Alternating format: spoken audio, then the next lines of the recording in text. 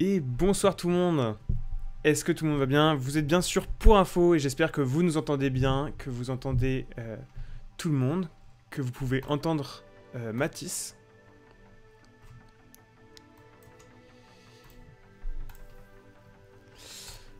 Alors, voilà ce qu'on va faire. Je suis pas sûr que les gens entendent Mathis, un petit classique.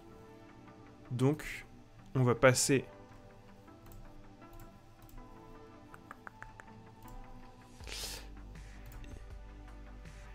Et bah voilà ce qu'on va faire. Hop.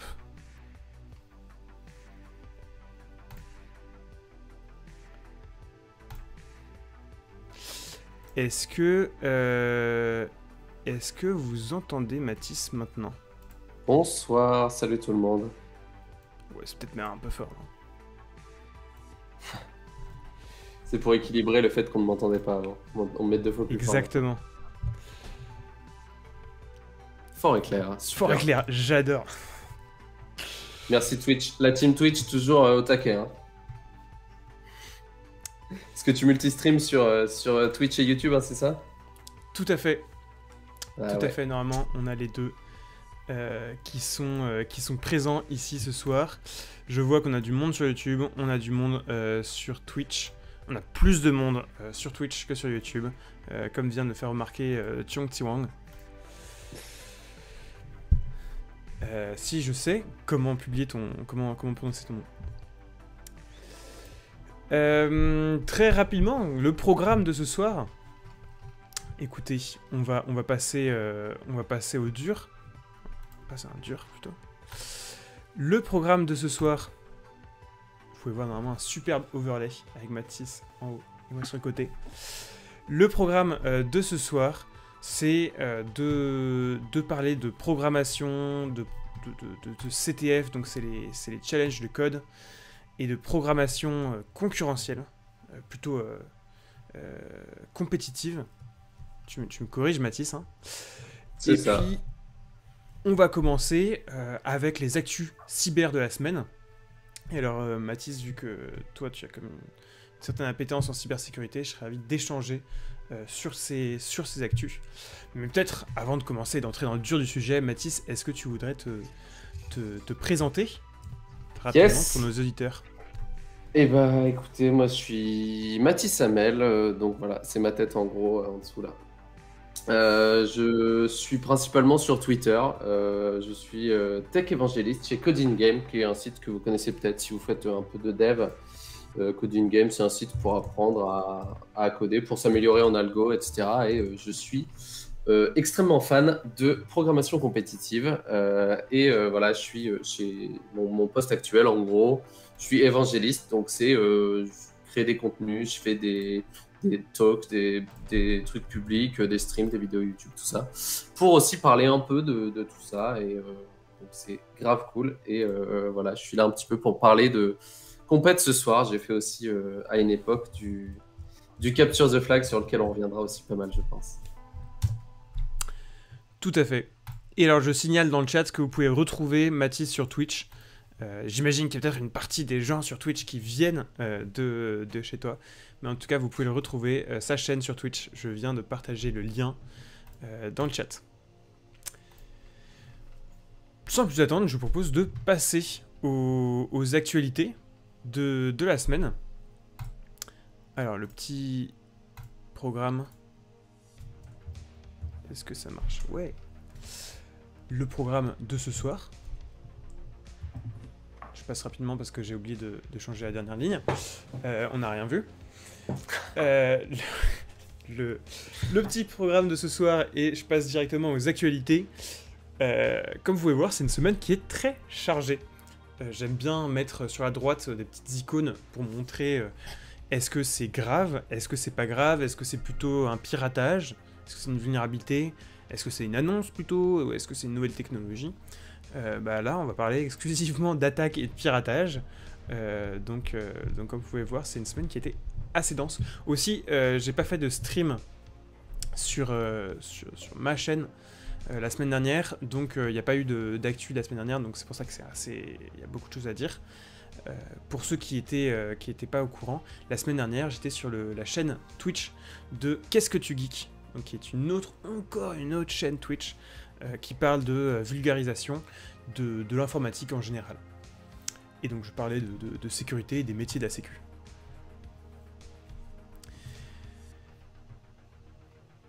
Je regarde, jette un petit coup d'œil au chat. Je me fais déjà insulter dans le chat. Parfait, parfait. On va en parler peut-être. Ça sera intéressant d'en parler dans un instant.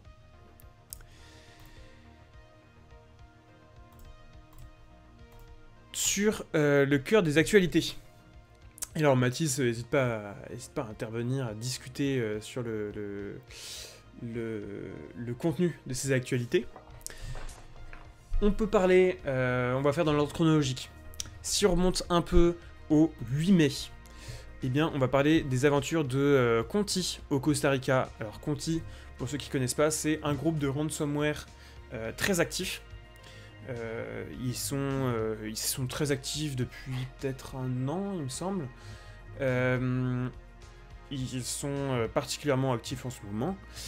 Et on a beaucoup parlé d'eux avec la guerre en Ukraine, parce qu'ils avaient annoncé à un moment qu'ils allaient rejoindre le camp russe. Et ça s'est pas passé comme prévu, vu qu'en fait un des membres du gang, du groupe, était ukrainien. Et donc il s'est mis à publier tous les chats internes de Conti, donc on avait parlé déjà à l'époque. C'était absolument super intéressant pour analyser les menaces. Et voilà, qu'est-ce qui s'est passé avec le Costa Rica? Je sais pas si Mathis, t'en as entendu parler? Non, du tout. Mais bon, j'imagine un petit peu de ce qu'il en relève, connaissant en fait, on n'a pas tant parlé que ça, je pense, en France, mais c'est quand même un peu une grande première. C'est que donc ce gang de malfaiteurs s'est attaqué à pas mal d'instances gouvernementales du Costa Rica. Et donc il y a eu un peu une vague de ransomware au Costa Rica. Plusieurs, imaginez, des ministères, des administrations, j'en sais rien, en France, imaginez, je dis peut-être une bêtise, mais Pôle emploi, et puis le ministère de l'Agriculture, et puis en même temps la page où vous pouvez porter plainte du ministère de l'Intérieur. Imaginez plein de choses un peu importantes comme ça qui, au même moment, se font attaquer, se prennent un ransomware. Et c'est ce qui s'est passé donc au Costa Rica. Et donc le Costa Rica a annoncé une urgence nationale. Et donc c'est un peu la première fois où on a un peu une lutte entre un État et un gang de malfaiteurs. Autant avec l'Ukraine, à la limite, en fait, on sait que derrière, il y a l'État russe. On a un conflit d'un État contre un État. Autant on avait l'habitude d'avoir des affrontements un peu entre un gang de malfaiteurs et puis une entreprise ou une administration. Et là, vraiment, vous avez ce gang qui cible un État. Alors pourquoi le Costa Rica? On ne sait pas trop. Mais en fait, une des théories qu'on voit émerger, c'est qu'en fait, ils testent sur le Costa Rica leur capacité à attaquer vraiment de front un pays. Et effectivement, ils ont revendiqué un peu comme ça, ils ont revendiqué une attaque totale sur le pays. Ouais, c'est assez nouveau. Et c'est assez étonnant. Et ils en sont où là du coup? Ils ont réussi à se remettre sur pied le Costa Rica ou c'est encore la sauce? Alors c'est une excellente question. On peut peut-être chercher à y répondre en 2 minutes. Mais j'ai peut-être une réponse sous la main. Je pense que j'ai une réponse sous la main. J'ai pas de réponse sous la main. Mais on peut peut-être aller chercher si ça intéresse nos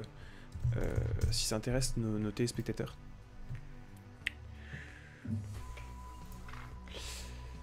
Alors je vois une source que je n'aime pas spécialement, mais ça va être très bien. Alors, ils sont toujours en crise.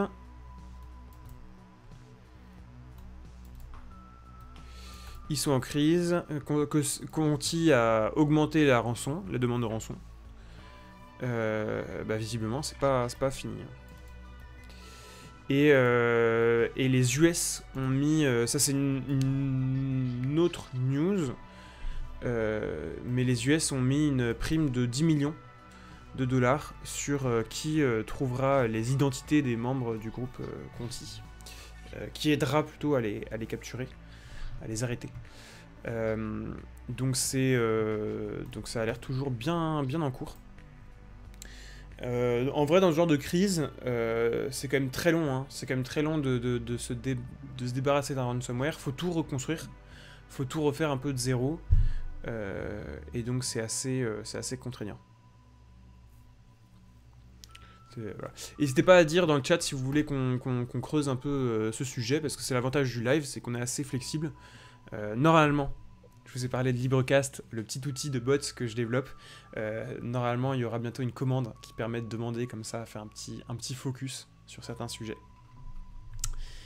Et puis si c'est pas le cas, intéressant. Alors, est-ce qu'il faut qu'on creuse ? On va voir s'il y a quelqu'un d'autre qui demande. Et puis à la limite, on reviendra dessus. On va voir s'il y a quelqu'un d'autre qui demande. Et on reviendra sur l'actualité. On va faire ça. Comme ça me permettra en plus d'avoir une partie actualité un peu d'un bloc qu'on pourra mettre sur YouTube après. Si j'ai le temps. Très rapidement, je vous ai parlé d'autres vulnérabilités. Notamment... Ça y est, j'ai perdu mon PC. Notamment la vulnérabilité de F5, du produit Big IP de F5. Cette vulnérabilité, qu'est-ce que c'est? Big IP, qu'est-ce que c'est? C'est un firewall qui peut servir de load balancer, il me semble, et en tout cas de reverse proxy. Donc en gros, qu'est-ce que ça veut dire, tous ces termes barbares? C'est que c'est un serveur qui est à l'entrée du réseau. Quand vous êtes sur Internet, en fait, vous tapez sur ce serveur-là, et c'est lui qui dirige après vers les différents serveurs des applications web pour vous donner le site web que vous cherchez. Le gros problème de cette vulnérabilité, c'est qu'en fait, c'est un outil de sécurité. C'est vraiment la porte du réseau. Et qu'en fait, là, l'attaque, elle est vraiment très très simple d'exploitation. C'est vraiment une bête requête web. Il y a juste la requête à envoyer à une certaine URL. Et vous pouvez exécuter du code sur le firewall. Donc c'est une criticité quasiment maximale. Et ça permettrait à des attaquants de rentrer dans le réseau. Normalement, si les choses sont bien faites, c'est pas complètement le cœur du réseau. Normalement, ces outils-là, qui sont quand même très exposés à Internet, sont un peu isolés du reste du réseau. Mais dans la pratique, ça permet quand même d'avoir déjà un pied dans cette zone-là du réseau.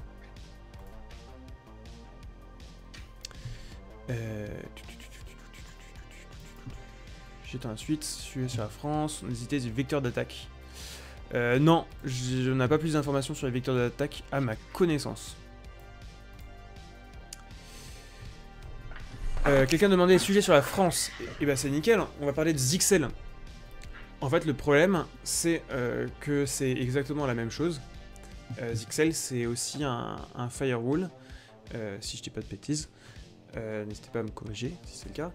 Et là, le problème, c'est que je crois que c'est pas aussi simple d'exploitation, mais en fait, il y a quelqu'un qui a publié le code d'exploitation, qui a publié un module Metasploit. Et donc, Metasploit, c'est vraiment le hacking pour les nuls.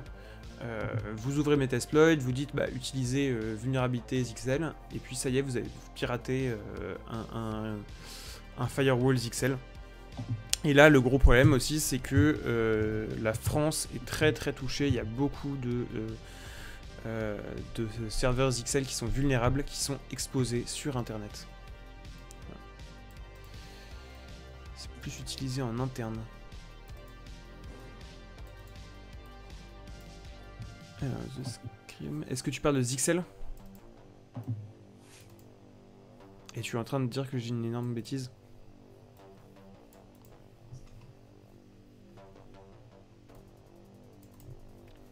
On va attendre la réponse.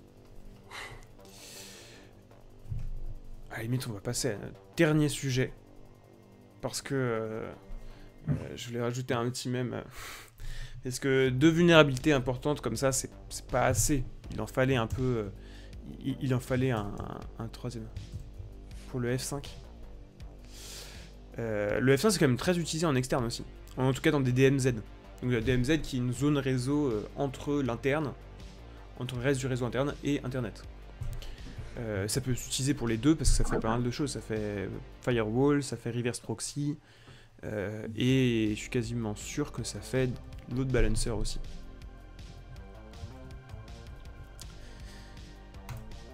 Je passe du coup rapidement au dernier sujet. Ah oui, non.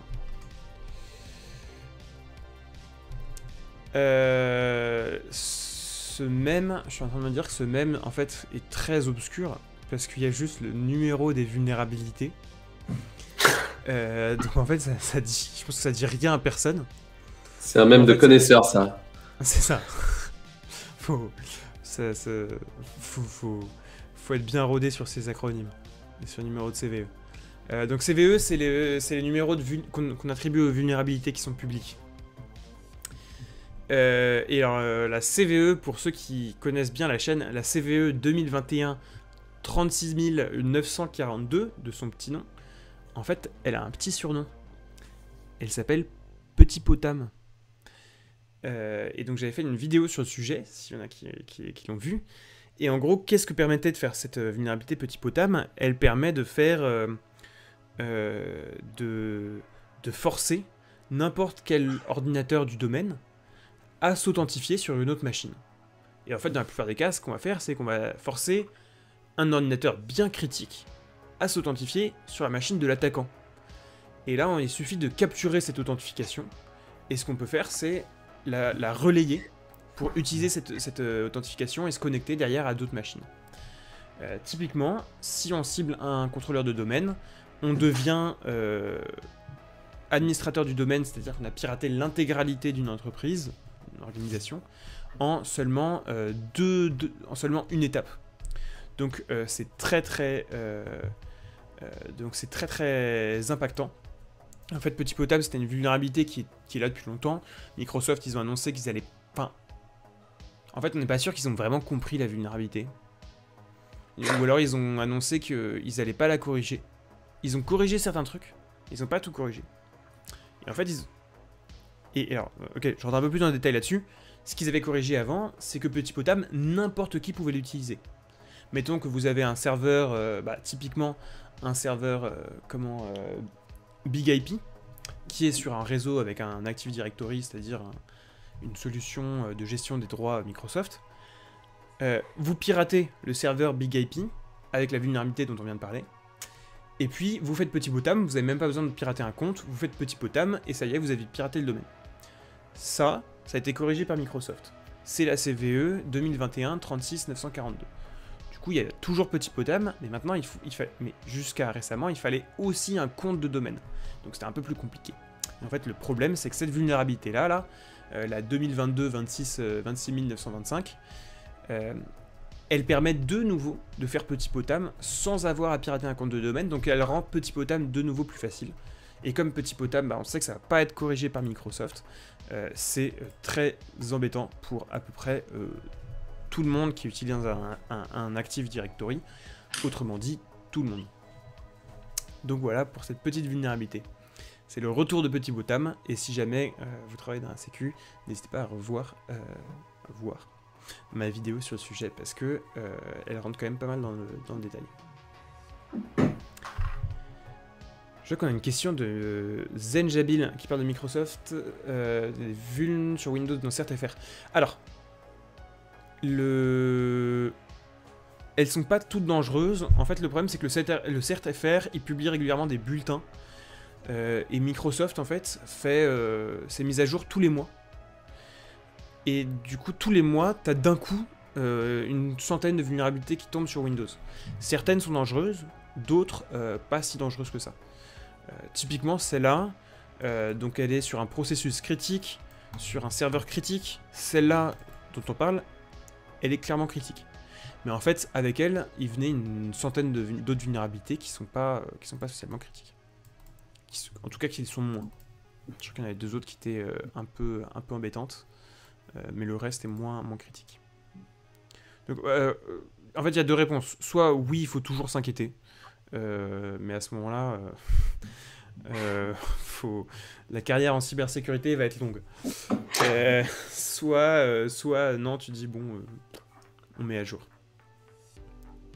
Ah, et un petit sujet que j'ai pas dit, c'est qu'en fait le problème c'est que cette correction, la dernière mise à jour de Microsoft, de Windows, en fait elle casse pas mal de trucs dans les domaines Active Directory, donc elle est un peu compliquée à mettre en œuvre, parce qu'il y a des problèmes, des petits problèmes.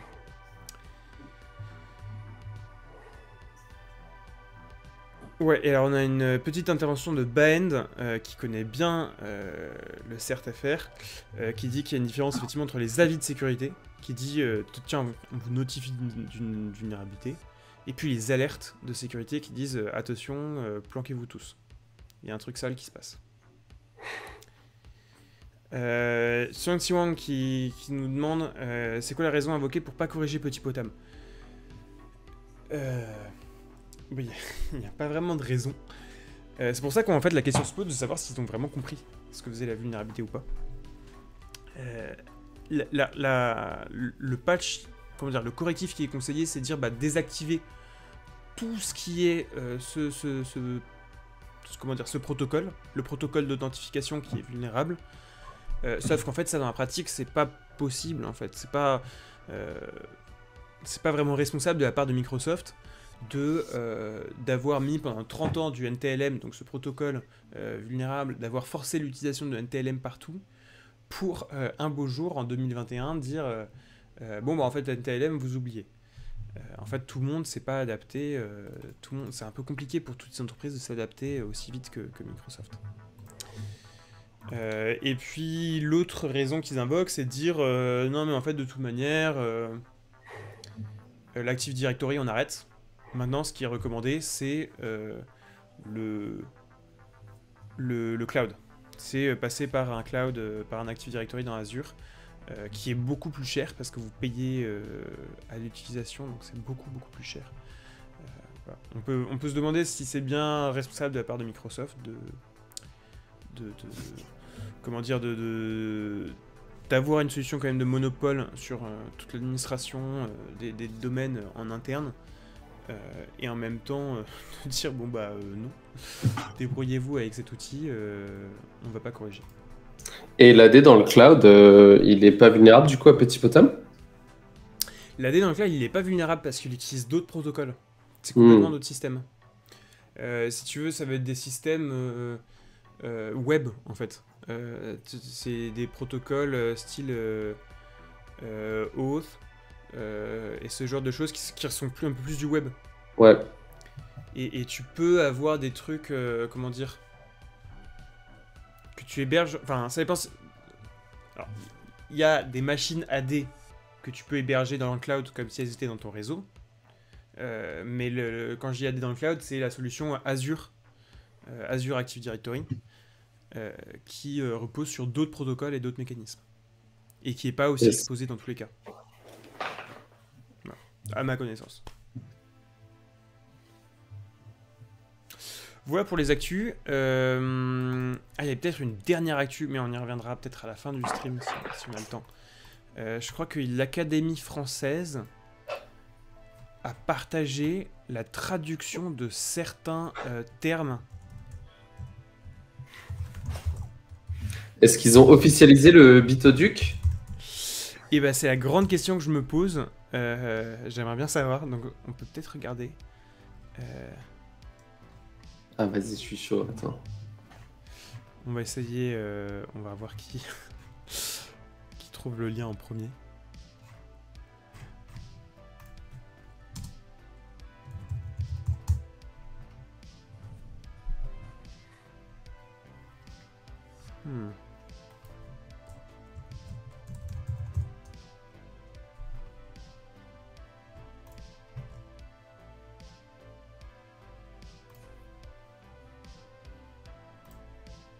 Je l'ai vu passer.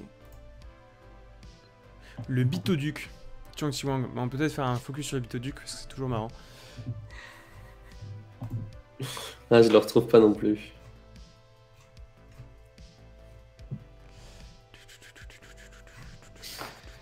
bah tiens, il y a le CERT FR qui vient de publier un bulletin ou de le partager sur Twitter. Mais ouais, le Bitoduc, du coup, pour ceux qui voient pas ce que c'est une espèce de dictionnaire inofficiel de plein de traductions francophones de termes anglais. Alors, tu as le fameux ordiphone pour le smartphone, mais eux, ils vont vraiment jusqu'au bout. Tu as l'impression que c'est les affiches de films québécois, là. Où tout est traduit vraiment ultra littéralement. Et Bitoduc, du coup, c'est un pipeline, je crois. C'est vraiment un. Bitoduc, c'est le pipeline, ouais. Comme le crapauduc. Ouais. Tiens, on va. Hop. Je vais. On va faire un petit focus sur Bitoduc. Voilà, vous pouvez retrouver le site sur bitoduc.fr. Et ça va vous permettre d'utiliser les vrais mots de la langue française. Par exemple, si vous voulez parler du signe « et », vous pouvez parler d'esperluette. Ça, c'est le vrai mot. Mais il y a des choses un peu plus absurdes, comme par exemple le bloatware, voilà, qui traduisent par boufficiel. Big Indian, Little Indian, c'est gros boutiste et petit boutiste. Oh, j'avais pas vu le chibi pour bit. Vraiment. Ah oui, tout à fait. Moi, celui qui me fait toujours le plus marrer, j'avoue, c'est le buzz qui traduisent par ramdam. Le bidouilleux, ouais, effectivement. Donc voilà, si vous ne... Voilà. Hop, on voit plus rien. Si vous ne connaissiez pas Bitoduc, tenez, je vous mets l'adresse dans le chat. C'est vraiment une excellente ressource qui va vous permettre d'égayer vos rapports d'audit, vos slides d'intervention, vos mémoires, selon si vous êtes étudiant ou professionnel. Voilà, un chatbot, c'est un discutomate. Discutomate. CryptoParty, c'est chiffre au fait. Voilà. Plein de belles choses qu'on ne va pas toutes détailler ce soir, je pense. J'ai de nouveau perdu le truc. Voilà. Laptop. Ordinateur de Giron. Alors tu peux tout à fait proposer des définitions. Je finis juste avec la pub de Bitoduc. En faisant des scissions sur GitHub et en proposant des... Je sais plus comment ils s'appellent, les pull requests. Une demande de hissage, voilà. Donc vous êtes tous encouragés à faire des demandes de hissage sur Bitoduc. Moi j'en ai publié plusieurs pour des trucs que j'arrivais pas à traduire typiquement. Je sais plus. Tu sais que je suis contributeur d'un projet qui s'appelle Marcel aussi. C'est Docker en version purement francophone. Genre au lieu de faire Docker Start, tu fais Marcel chauffe. T'as plein de trucs comme ça. Docker manifeste, c'est genre Marcel vos papiers. Des super trucs. Alors si je cherche Marcel, jamais on va trouver le bon. Wow, cherche Marcel Docker, je suis sûr que tu trouves. Voilà.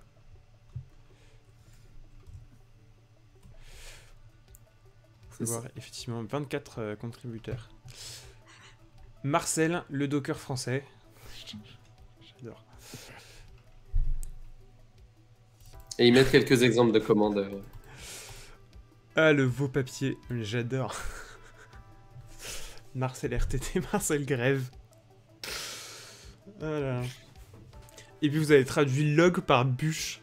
Vous avez pas honte. Voilà. J'ai juste fait une micro pull request c'était pour un Oktoberfest, je crois. Il me manquait une PR, je me suis dit allez, je vais faire un peu d'uniformisation dans leur doc. Un Oktoberfest. Ouais. Qu'est-ce qu'un Oktoberfest? Oktoberfest, c'est super transition. Bah pas tant que ça en fait. Ah merde. Non mais c'est bien. Non, le Oktoberfest c'est un truc qui est fait par GitHub tous les ans, enfin GitHub et plein d'autres. C'est en gros un truc où tu t'inscris et si tu fais 4 pull requests sur des projets publics, quels qu'ils soient, ils t'envoient un t-shirt et quelques stickers et des trucs comme ça et c'est grave cool. Et du coup, bah voilà, de temps en temps, je me chauffe. Là, ça fait 2-3 ans que je l'ai pas fait, mais quand j'étais étudiant, j'aimais bien. En plus, les t-shirts sont grave confortables. C'est important. C'est pas mal parce que ça peut permettre c'est une manière un peu simple et j'ai envie de dire toute bête de soutenir l'open source et de pousser les gens à Ouais, contribuer. ouais, ouais. Ouais, et puis même, en fait, moi, ce qui se passait, c'est que comme les repos sur lesquels tu contribues, ça peut être n'importe lesquels qui sont publics, moi, je faisais des PR sur mes propres trucs, mais du coup, ça me forçait à améliorer mes tools, les trucs comme ça, quoi, que Hmm. je publiais. Donc, c'est pas mal Ouais, c'est aussi. pas mal. Puis ça permet Ouais, c'est aussi, une tu vois, PR, c'est pas des commits. Ouais, ouais. Non, c'est des PR, ouais. Bon, après, en vrai, tu peux le cheater, hein, si tu fais des Ouais. PR avec une ligne de code, personne ne vérifie. Mais ouais, mais du coup aussi, je pense que les gros projets qui cherchent un peu des contributeurs qui se lancent ou quoi, ou faire des petites tâches un peu chiantes, typiquement, j'ai déjà fait de la correction de traduction sur Jupyter, parce qu'elle était un peu claquée. Genre, s'il n'y avait pas eu l'Octoberfest, je me serais peut-être pas chauffé. Là, je me suis dit, ah bah c'est bien, Mhm. un truc, tu vois, ça me fait un point sur 4. Et donc, du coup, bah voilà, tu passes 3 heures dessus. Carrément, Donc carrément. voilà. Et je pense même pour tout ce qui est tous ceux qui sont étudiants et même ceux qui viennent de commencer, n'hésitez pas en fait à faire des pull requests. Il y a beaucoup de même des gros projets en fait qui ont besoin de contributions sur des trucs rien que de la traduction. Mais aussi parfois en fait vous avez un besoin que personne n'a vu avant et qui peut contribuer. Moi j'ai un ami comme ça quand on faisait nos études ensemble qui a contribué à Python 3.9 et en fait parce que personne avant lui avait eu le besoin que lui il avait eu et du coup ça faisait complètement sens. Et puis en vrai, dire j'ai un commit dans la branche principale de Python, c'est quand même ultra swag. C'est hyper swag et surtout que dans Python en plus vous avez tout ce qui est comment dire crédit. Et donc si vous allez regarder les crédits Python, bah, vous pouvez avoir votre nom. Et ça c'est quand même méga swag. Et derrière tout ce qui est entretien d'embauche, je pense que c'est le grand swag quoi. Par contre, ouais, les contribs côté Python, c'est vraiment un enfer. Genre vraiment pour faire le moindre commit, la moindre pull request, c'est vraiment 1 heure de paperasse minimum. Parce qu'il faut signer des trucs virtuellement, des machins. Mais bon, une fois que tu as fait ça, voilà, leur process, il est quand même bien carré, bien expliqué. Ouais après c'est normal pour un projet aussi gros. Parce que Ouais, ouais, c'est clair. heureusement Ouais, que c'est Python. clair. On a eu beaucoup d'attaques en plus avec les gens qui faisaient des commits malveillants. Ouais. Enfin, beaucoup non, mais ça existe quoi. Et alors du coup, vu que le sujet du Hacktoberfest n'a pas vraiment fait la transition que j'espérais, euh, Mathis, donc toi t'as pas mal de casquettes, et peut-être le projet de ce soir c'est de parler et de présenter ces différentes casquettes et de présenter un peu tous ceux que ces sujets peuvent intéresser. Euh, Est-ce que tu nous as parlé du coup du Hacktoberfest, que tu avais fait des petites PR, que tu avais des petits projets perso.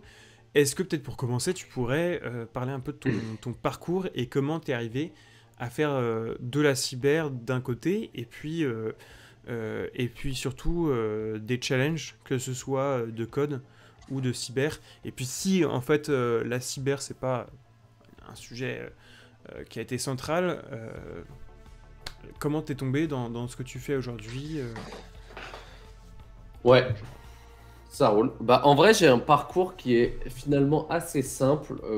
Plein de trucs, mais assez simple. Bon, alors, moi, je suis né en 96. On va commencer depuis le début. Non, non.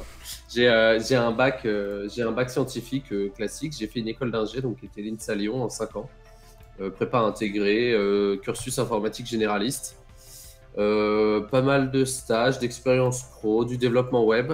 À l'INSA, j'ai découvert avec un de mes profs, qui est maintenant un de mes très bons copains, mentor et tout ça, l'algorithmique.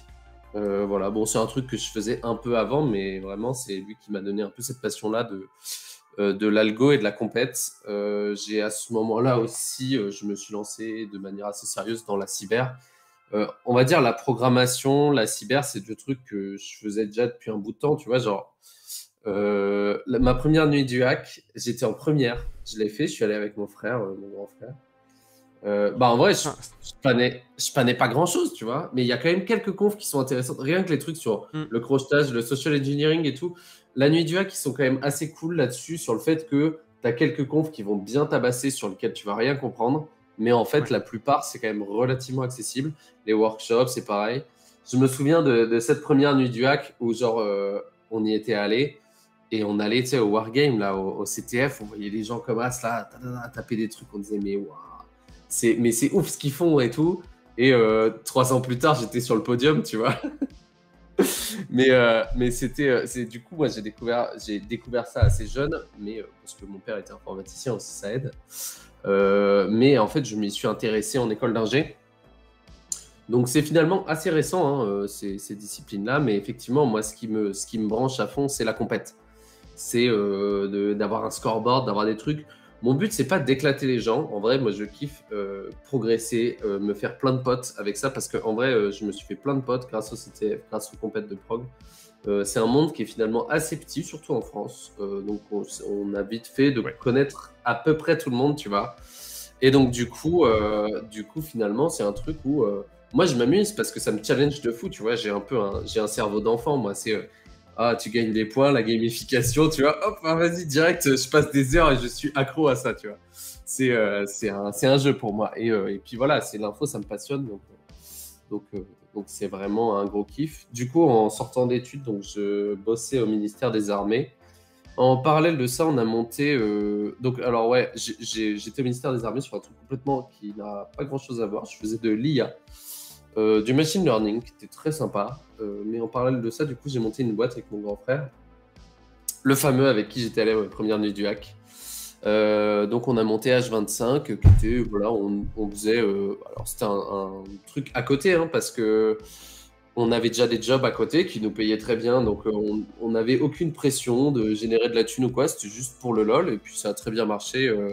On organisait des compètes de code, de cyber, pas de hackathon, parce que le hackathon, moi je trouve que c'est un peu une compète de pipeau slash pitch, tu vois. Enfin, c'est un truc où tu peux gagner sans avoir vraiment de trucs techniques derrière, quoi. Ouais. Mais tu peux quand même. Enfin, du coup, on s'est pas mal épanoui sur ces compètes-là. Moi, je participais aussi beaucoup, beaucoup à une époque. J'y participe encore pas mal, mais voilà, du CTF, j'en faisais tous les week-ends avec mon coloc quand j'étais en Irlande pendant mes études. On faisait du CTF vraiment tous les week-ends. On était dans le top 50 mondial pendant une année quasi. Juste à deux, parce qu'on en faisait tout le temps.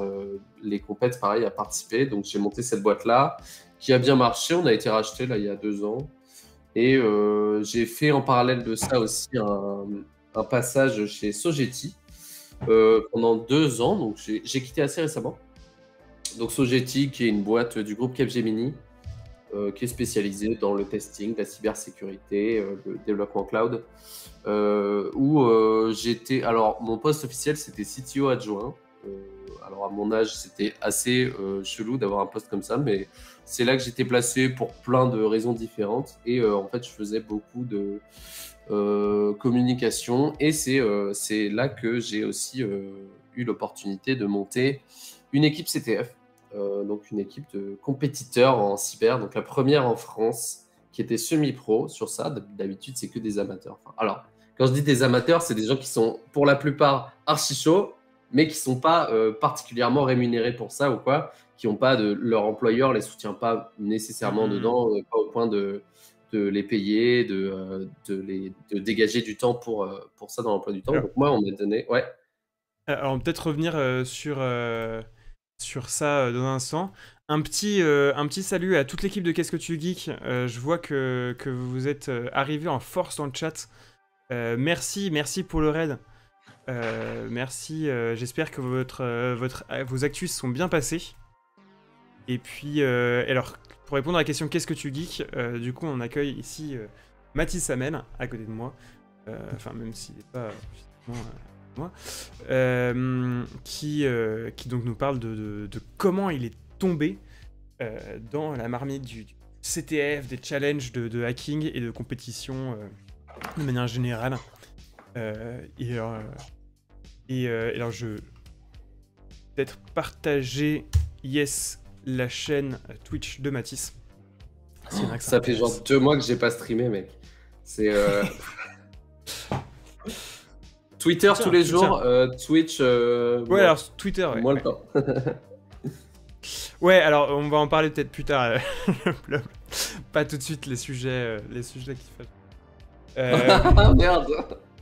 Ah, je me fais expose, merci le plom. Qu'est-ce que je veux dire? Ouais, je réagis sur ce que tu disais sur comment t'es arrivé à ta première nuit GAC, et en vrai, je relate de fou.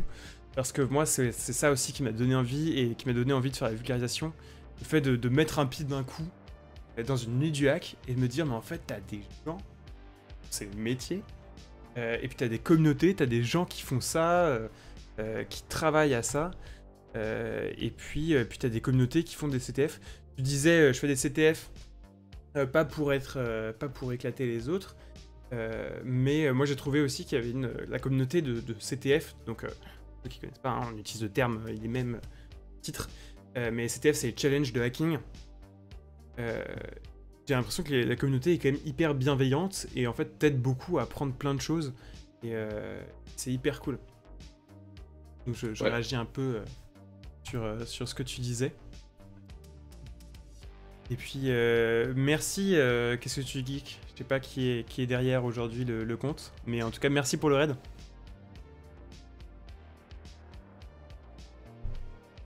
Et donc, on disait avant de parler des QR codes ministériels, c'est Flo. Salut Flo, merci. Tu disais que du coup, donc, t'es passé à Sogeti, et vous avez monté une équipe semi-professionnelle. Alors, ouais. Il y a une question de oui, Wang que je trouve super pertinente. Ouais. Et moi, j'ai même envie de poser la question de manière encore plus gênante. En fait, comment tu fais pour être semi-professionnel, sachant que si c'est du travail, c'est en heures non ouvrées parce que souvent c'est le week-end, et ça veut dire que derrière il faut des jours de récupération. Genre, rien que légalement, comment tu fais une équipe semi-professionnelle? Alors, je vais déjà répondre à la question de la rentabilité qui est plus simple, parce que oui, la tienne est juridiquement assez complexe. Alors, donc moi j'étais le capitaine de cette équipe-là. En gros, voilà, bon, on dit semi-pro, ça veut dire que en gros, semi-pro, ça veut dire qu'on le fait de manière quand même rémunérée, mais c'est pas notre source principale de revenus, etc. C'est un peu ça la définition. Là, effectivement, c'était le cas. En gros, l'orga de la team, il y avait moi, je bossais le temps qu'il fallait sur ce truc-là. Le reste de l'équipe, c'était des consultants de la boîte, donc que je sélectionnais chaque année. Je refaisais un batch. J'en prenais 7 qui étaient aménagés à 25% de leur temps à peu près, donc une semaine par mois, pour faire du CTF. Ouais, mon gars. Wow. Ouais, ça donne envie, hein. Ok, ouais, ok, donc ça, le terme prend son sens. Plus budget déplacement, alors qu'il n'était pas énorme, mais ça nous permettait d'aller jouer en physique peut-être 3 CTF dans l'année. Ouais. Donc ça, c'était cool aussi. Et donc, on s'est retrouvés... donc, alors, l'histoire de pour être rentable, effectivement, c'est dur d'être rentable en CTF. Surtout, en fait, quand ton métier de base, c'est genre pentester, que tu gagnes bien ta vie, tu peux pas avoir des revenus là-dessus. Mais en fait, la boîte... elle ne cherchait pas à ce qu'on gagne de l'argent. Et même quand on gagnait de la thune, enfin, c'était plutôt des goodies et tout. Quand on gagnait des... Parce que oui, quand tu dis, tu disais que tu sélectionnais des consultants, c'est des pentesters. Ouais. Alors, en vrai, je ratissais large. Moi, je disais, j'avais un peu carte blanche sur qui je prenais. Mais effectivement, c'était à chaque fois que des pentesters ou des gars du CERT ou des trucs comme ça, donc des métiers quand même relativement cyber, même si Sogeti, c'était pas que ça. En parlant de chez Sogeti, salut, je pense que la mouette, c'est un de mes anciens collègues, c'est le Pierre. Merci pour le message, la mouette, ce sera facturé à Sogeti. également. Mais ouais, du coup, on n'a pas de question de rentabilité et c'est ce que je disais en fait quand on gagne des trucs sur des events, on les gardait. Hein. Moi, j'ai gagné plein de trucs, des drones, des trucs, des trophées, on les a encore. Voilà, mais on les garde. En fait, la boîte, c'est pas ce qu'elle cherche. Elle cherche pas à avoir une rentabilité parce que un consultant, enfin, t'envoies 8 consultants sur un CTF. Quel que soit le truc, quel que soit le CTF, tu rentabiliseras pas par rapport à les envoyer tous chez un client. Tu vois. Mais le truc, c'est en fait que c'est un énorme asset pour la communication. Tu vois, il y avait un truc de bah, ça nous permet de recruter des gens. Tu vois, rien que là, le fait que je dise, ah bah ouais, c'était un 25%, tu vois, qui te fait. Ça donne envie, tu vois, d'avoir ça, ça montre aussi que la boîte, il y a quand même des bons pentesters, des équipes qui sont qualifiées et tout. Et puis voilà, et puis même en fait, du coup, nos bons pentesters, ça leur donnait une raison de plus pour rester aussi. Moi, j'ai un de mes gars qui était en alternance quand je l'ai recruté dans l'équipe. Il a eu une offre dans une autre boîte, c'était Orange Cyberdéfense. L'offre, elle était à genre 6K de plus chez Orange, mais il m'a dit non, moi je reste chez Sogeti parce qu'il y a l'équipe CTF. Et en fait, bah ouais, si tu fais le calcul, t'es quand même, si tu kiffes le CTF, 25% du temps, c'est quand même sympa. Donc voilà, donc en gros, il n'y a pas de rentabilité, mais c'était beaucoup pour la com, et voilà, la boîte se rentabilisait autre part. Alors, ce qui serait intéressant, peut-être dans les... Je me dis, enfin, je dis au chat, j'ai pas d'action chez Sogeti, hein. Je suis absolument pas impliqué dans le processus Moi, j'en ai. de communication. Ça se voit. Non, je rigole.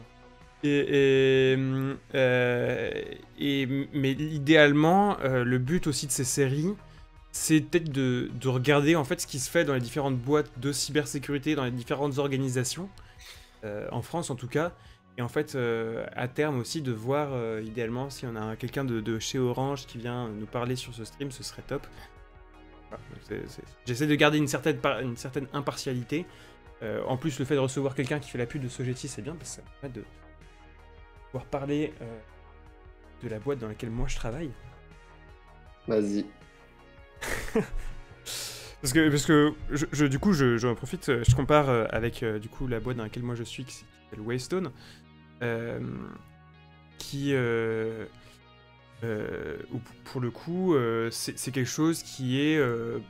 Il n'y a pas de côté semi-professionnel, il n'y a pas ce côté encadré par la boîte, etc. Même si, évidemment, c'est un atout de communication, et ça, c'est le cas de toutes les boîtes. Je pense que c'est... Ouais, du coup, pour revenir sur cet aspect légal, c'est vrai que c'est compliqué. En fait, c'était... Alors, en vrai, putain, mes 2 premières semaines chez Sogeti, c'était parler au juridique. Parce que bon, ceux d'entre vous qui n'ont jamais bossé dans une énorme boîte avec le juridique ne savent pas ce que c'est l'enfer sur Terre. Et vraiment, en plus, quand tu amènes des sujets un peu touchy, genre en mode... Alors, on aimerait bien qu'il y ait des gens qui travaillent genre le week-end et la nuit. Comment on fait? Et bon, c'était... la réponse, en fait, c'est que Sogeti, en gros, on n'était pas sous contrat. En dehors des heures de travail, quand on allait faire du CTF, le CTF, il était grosso modo facultatif. C'était la boîte qui sponsorise en fait notre activité en tant qu'individu. Donc genre ils nous payent les trajets, ils nous payaient l'hôtel, des trucs comme ça. Et puis voilà. Et bon, c'est un CTF qui tombe le week-end, qui tombe la nuit. Tu t'arranges avec ton manager pour que la journée suivante, voilà, tu viennes pas bosser. Et puis voilà, tu as un peu des trucs comme ça. Donc légalement, c'était grosso modo carré, mais bon, en vrai, c'était quand même beaucoup au bon vouloir. Tu vois, s'il y a quelqu'un qui avait dit non, ben moi, je bosse uniquement sur mes heures de boulot et tout, on n'aurait rien pu faire. Mais le recrutement se faisait aussi beaucoup sur la motivation. On voyait que c'est tous les gens que j'ai recrutés. Alors, j'aime pas dire tous les gars, parce que voilà, j'essaie d'être inclusif, mais là pour le coup c'était que des mecs. Tous les gars que je recrutais, c'était des passionnés et tout, des gens qui faisaient ça sur leur temps libre, clairement. Donc eux, ça les arrangeait bien aussi d'avoir en fait ce rattrapage-là d'heures qui se faisait. Voilà. Ensuite, je rebondis, je prends à la volée un truc que tu viens de dire. Il y avait peu de femmes, c'était peu féminisé l'équipe de CTF. Est-ce que c'est raccord? Est-ce que tu as vu dans les différents challenges, dans les autres équipes aussi? Le CTF, la cyber, encore pire que l'informatique, c'est ultra peu féminisé. Les sélections, j'avais vraiment genre. À chaque fois, j'avais une cinquantaine de candidats, j'avais 2 femmes et c'était des candidatures qui tenaient pas trop la route.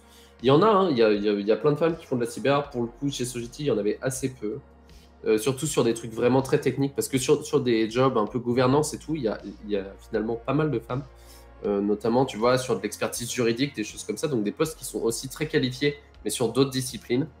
Mais bon, ça reste quand même malheureux, et effectivement, moi, les thématiques de l'inclusivité, ça me faisait chier hein, de ne pas avoir de filles. Alors, sur la dernière compète que j'ai jouée avec Sogeti, on avait une fille dans l'équipe, mais c'est une copine à moi qui était étudiante, qu'on a un peu recrutée en dernière minute parce qu'il y avait 10 places sur la compète au FIC, et on n'était que 7, et donc du coup, j'ai proposé à droite à gauche à des potes de nous rejoindre, et du coup, on a eu une fille dans l'équipe, ce qui d'ailleurs, l'animateur du live du FIC n'a pas manqué de remarquer à peu près 150 reprises, à dire oh regardez il y a une femme qui fait de la cyber, et nous on était ultra gênés, enfin c'était voilà. Dommage. Oui mais ouais. C'est dommage qu'on en fasse un événement. Ouais mais c'est ça, il y a beaucoup de questions de visibilité aussi hein, dans la cyber. Alors en vrai bon ce soir on parle un peu de compète, mais j'en profite aussi pour push ce message là aussi, que les femmes font peu d'informatique parce que aussi les lycéennes, les étudiantes voient peu de femmes dans l'informatique et se disent ah bah c'est un métier d'homme et tout, et donc c'est aussi en poussant davantage de femmes et en les mettant davantage en avant, sans faire de discrimination positive, à dire ah bah t'es une femme donc on va te recruter, parce que ça c'est complètement contre-productif, mais de dire ah bah voilà il y a une femme qui fait des trucs stylés en info, parlons-en, tu vois. Ça c'est des trucs qu'il nous faut. Alors je vois la question en parlant du FIC, est-ce qu'on risque de me voir au FIC de Lille cette année? Non, parce que je serai à Barcelone à ce moment-là pour un autre event, mais je serai partenaire de l'événement cette année. Voilà, partenaire, vous allez voir quelques petits tweets passer. Moi j'y serai. J'y serai les 2 premiers jours, et puis sauf déclenchement de crise apocalyptique cyber, vu qu'en ce moment je suis dans l'équipe de réponse à incident, et que je dois partir à l'autre bout de la France si jamais faut défendre. T'as le téléphone rouge qui est à côté de ton bureau là, c'est ça? À tout moment il sonne et tu coupes le live? Exactement. D'ailleurs, ouais, c'est un peu plus flexible que ça va. Mais c'est un peu l'idée. Excellent. Donc là c'était pour toute la partie peut-être cyber. T'as mentionné que t'avais fait ça pendant 2 ans. Et alors, je réfléchis au fur et à mesure que je parle. Pendant 2 ans, du coup, j'imagine que t'as pu quand même creuser pas mal de trucs. C'était quoi les sujets qui t'intéressaient le plus? Et peut-être la question que je pose dès maintenant qui sera derrière. C'est quoi ton meilleur souvenir de CTF? Ouais, ok. Alors, le CTF, en vrai, j'en fais depuis bien plus que 2 ans. Enfin, j'en ai fait bien plus que 2 ans. J'ai commencé quand j'étais étudiant, mais voilà, à titre effectivement professionnel. Je pense que dans l'équipe, j'étais presque, je pourrais dire que j'étais professionnel, tu vois, tellement c'était une grande partie de mon taf. Moi, mes catégories préférées, alors ça m'est venu, alors c'est assez marrant parce qu'au début, quand tu apprends la cyber, alors chez nous, surtout dans l'asso à l'INSA, c'était beaucoup du web, sécurité web, donc injection SQL, on faisait un peu de XSS, de trucs comme ça, mais on faisait beaucoup de web back-end. Et du coup, tout le monde faisait ça. Moi, ça me plaisait beaucoup. Je m'y plaisais bien. Mais en fait, en CTF, on n'était pas une très grosse équipe. Hein. Enfin, comme toutes les assos de sécu, je pense, au début, les premières séances, c'était genre 100 personnes. Et puis, plus ça avance dans l'année et plus tu réduis, c'était genre 15 à la fin. Sur les CTF, on était une dizaine max, souvent 5. Et en fait, c'était beaucoup de débutants. Donc, tout ça pour dire que tout le monde faisait du web. Et donc, je me suis un peu dit, bah, le web, tout le monde le fait. On a tous à peu près le même niveau. Mais du coup, les autres catégories, elles restent pas flaguées et personne ne regarde les challenges. Et du coup, je me suis dit, bah, vas-y, je vais aller voir le reste. Le reverse, alors au début, je pinais rien du tout. J'ai installé IDEA Pro. Je faisais F5, les premiers challenges. Alors, IDEA Pro, c'est cool parce que sur les premiers challenges, ça aide bien. Et puis après, c'est...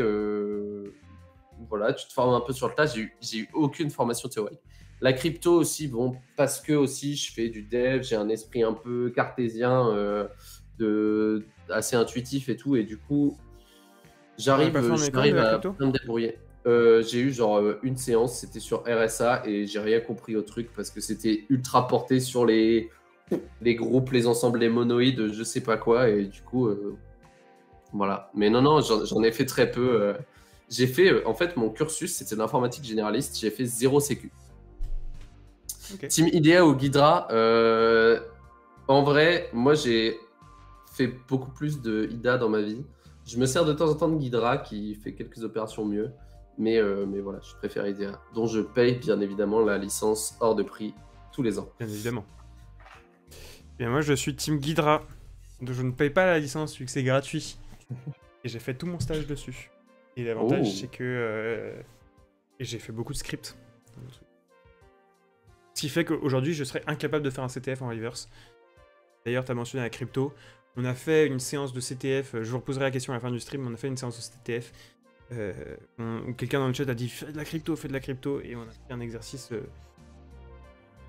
genre médium en crypto. Et j'ai passé beaucoup trop de temps dessus. Ah, mais je crois que je l'ai vu passer celui-là. Je crois que je l'ai vu passer. Ah oui, t'es passé au début, ouais. Il me semble. Mais voilà. Ouais, c'était le petit passage. Donc c'est pour ça, je confirme, je double ce que vient de dire Mathis sur la partie Reverse et Ghidra. Ce que tu disais aussi sur Reverse, c'est que en fait, les premiers challenges sont très faciles, et puis d'un coup, il y a une marge conceptuelle pour le reste, ce qui fait que c'est pas évident. Ouais. Et oui, attends, tu m'as dit mon meilleur souvenir de CTF. Et sur le meilleur souvenir, ouais. Alors ça peut être un challenge, ça peut être quelque chose que... Ça peut être une expérience, genre, je sais pas... Alors en vrai, ma meilleure... Victoire, mais ça peut être un challenge aussi. Ma meilleure et ma pire expérience de CTF à la fois, c'était la dernière fois que j'ai participé au FCSC, donc qui est la sélection de l'équipe de France pour les championnats d'Europe. Donc c'est l'ANSSI qui organise ça. C'est des gens qui sont extrêmement smart. Il me semble que c'est en ce moment... Ça vient de passer là. Ouais, c'est ça. Bon, pas de pub à faire, dommage. Je suis trop vieux pour jouer maintenant, mais la dernière fois que j'ai joué, c'était il y a 2 ans. C'était pendant le confinement. J'ai passé vraiment une semaine non-stop à faire ça. Les challenges étaient grave cool, mais putain, une semaine d'affilée, en fait, c'était beaucoup trop pour moi. J'étais cramé de chez cramé à la fin. Mais bon, j'ai fini par être sélectionné, donc c'était cool. Donc voilà, j'ai fait partie de l'équipe de France 2 ans. Je sais pas si c'était 2 ans d'affilée ou pas, je crois pas. Mais voilà, et je me suis bien marré. Mais ouais, c'est pas une expérience. L'an dernier, j'avais encore l'âge pour participer, mais non. Clairement, c'était pas pour moi. J'avais pas envie de me recramer une semaine. Surtout qu'il faut vraiment dégager du temps, quoi. Mais voilà, donc une bonne expérience. Et les challenges étaient grave cool. Et c'est pour une grande partie créé par Jérémy Jean, a.k.a. Cryptanalyse sur les réseaux. C'est un mec qui fait pas mal de challenges route-me aussi difficiles. Et je kiffe sa manière de réfléchir, je kiffe sa manière de créer des exos. On s'entend très bien là-dessus. Ok, super, super intéressant. Et alors tu disais que tu avais une formation généraliste et que maintenant tu fais plus exactement de la sécu. La question c'est qu'est-ce que tu fais Alors en vrai, et puis quel est le lien avec le CTF? Ouais, alors je fais effectivement plus trop de sécu. Je me tiens encore au courant, je regarde encore des trucs, j'ai encore pas mal de potes dans ce domaine-là, mais effectivement, après Sogeti, je suis allé voir moi une boîte que je connais depuis des années et que j'adore, qui s'appelle Coding Game. Qui est là. Est-ce que je suis en miroir sur le stream ou pas? On verra. Voilà, sinon vous aurez le logo à l'envers. Ah, c'est bon, il est à l'endroit. Trop bien. Miroir. Non, bah nickel. Voilà, donc Coding Game, dont j'ai parlé un petit peu en début de stream. Donc, en gros, une boîte de mini compète de programmation. Et ça, du coup, Coding Game, que j'ai rejoint en janvier. En fait, je leur ai dit, bah moi, j'ai une formation effectivement plutôt dev, tu vois, plutôt ingé. Je veux pas faire de dev, ça me plaît pas. Notamment, en fait, la dernière fois que j'ai été vraiment dev, que j'ai c'était vraiment mon métier, c'était au ministère des Armées. Et en fait, je me rendais compte que tout seul, en dev, c'est déprimant parce que j'arrivais pas à faire des trucs significatifs, tu vois. Je faisais des improvements, des machins, j'avais un impact, j'avais des produits dont j'étais owner et tout, mais je sais pas, il y avait un truc qui me manquait, tu vois, d'impact, et de me rendre compte que bah, j'ai beau m'amuser, j'ai beau être à fond, c'est pas un truc, j'ai pas l'impression de faire vraiment un trou, quoi. De faire vraiment avancer quoi que ce soit, et donc ça m'a un peu dégoûté, même si le job était très cool. Hein. Je prends le truc un peu à la volée. Et le CTF aussi. Parce que ce qui est cool aussi dans le CTF, c'est d'être en équipe. Ouais, le CTF, c'était clairement différent. C'était un peu le début de ma transition vers ce rôle-là, un peu qui est maintenant mon rôle d'évangéliste. Un rôle un peu d'influenceur, si j'ose le dire, tu vois. Pour le coup, c'était clairement différent. Mais ouais, dev pur. Du coup, moi, je suis allé voir Coding Game. Je leur ai dit, bah, moi, ce que je me suis découvert récemment, c'est bah, voilà, de parler de sujets tech, des gens qui sont pas forcément tech, vraiment comme ce que toi tu fais hein, pour la cyber. Moi, c'est sur un peu tous les domaines, parce que je me passionne d'énormément de trucs techniques. Et du coup, en plus, c'est une boîte qui fait de la prog compétitive, qui est un truc que j'adore par-dessus tout. Et du coup, bah, voilà, je leur ai dit, moi, ce que je sais faire, c'est ça, ça et ça et ça. Qu'est-ce qu'on fait? Est-ce qu'on fait des trucs ensemble? Et ils m'ont dit, bah oui, avec plaisir. Et donc, du coup, c'est comme ça que je suis arrivé chez Coding Game. Et voilà, fun fact, je suis placé au sein de l'équipe marketing, ce qui est assez surprenant. Bon, en Pour même temps, répondre à la question tout à l'heure de Chancey One. Ouais. Quand t'as un titre comme évangéliste, je peux te dire que déjà les devs, ça les fait bien rigoler au début. Alors, en vrai, j'ai aussi la grande chance que chez Coding Game, j'ai pas mal de devs que je connaissais avant et qui sont des bons copains et tout ça. Donc, ça a aussi grandement facilité mon truc parce que j'ai aussi un peu une mission en interne d'animer la communauté des devs et tout ça. Mais en vrai, je suis pas commercial. Commercial, c'est encore différent, je pense. Tu vois, tu as la diff entre les sales et le marketing. Moi, mon rôle, c'est en fait que les gens entendent parler de Coding Game. En fait, on s'en fout que je vende des trucs. C'est à peu près l'idée. Donc, notamment, en fait, un truc que je fais beaucoup en ce moment, c'est d'aller donner des conférences. Donc là, bah, tu vois, typiquement, vendredi dernier, j'étais à Londres pour Devox Royaume-Uni. J'ai fait une conférence sur l'informatique quantique qui n'a absolument rien à voir avec Coding Game. Le but, c'est juste que les gens, ils entendent parler de nous, qu'ils disent « Ah, ça a l'air cool, vas-y, je vais m'inscrire ou quoi ». Le truc à savoir, c'est que Coding Game, en fait, la plateforme, elle est 100% gratuite. La plateforme pour apprendre à coder et tout. Ce truc-là, ça nous sert juste à avoir une communauté, à avoir notre nom qui est assez connu, qui est reconnu pour, en fait, que notre produit, notre vrai produit, qui est donc, en fait, comment décrire ça? On appelle ça du screening, donc en gros des pré-entretiens d'embauche technique. En gros, c'est quand tu dois embaucher des devs, nous on se charge de faire passer le premier test technique, évaluer le niveau d'un dev avec des QCM, avec des petits jeux de code et tout, pour avoir un rapport un peu solide et décider si tu passes à la prochaine étape, parce que c'est vrai que ça coûte cher de faire passer les entretiens. Et du coup, bah, chez Coding Game, en fait, c'est ça l'argent qu'on génère. Tu vois, il y a 0 € qui viennent de la plateforme communauté. Et du coup, par contre, cette plateforme-là, effectivement, quand on va voir des boîtes, et ben, ils ont déjà entendu parler de nous et c'est grave plus facile. Et c'est vraiment que ça. Et donc, moi, en vrai, mon rôle, c'est juste de voilà, faire entendre, enfin, faire parler de cette boîte-là. Voilà. Et puis, je suis aussi pas mal sur Twitter parce que j'aime beaucoup. Je viens de mettre le lien dans le chat. Ah putain, attends. Ah ouais, d'accord, il y a des gens qui passent commande, qui veulent... Alors, Coding Game, on a énormément de demandes de langage vraiment bizarres les uns que les autres.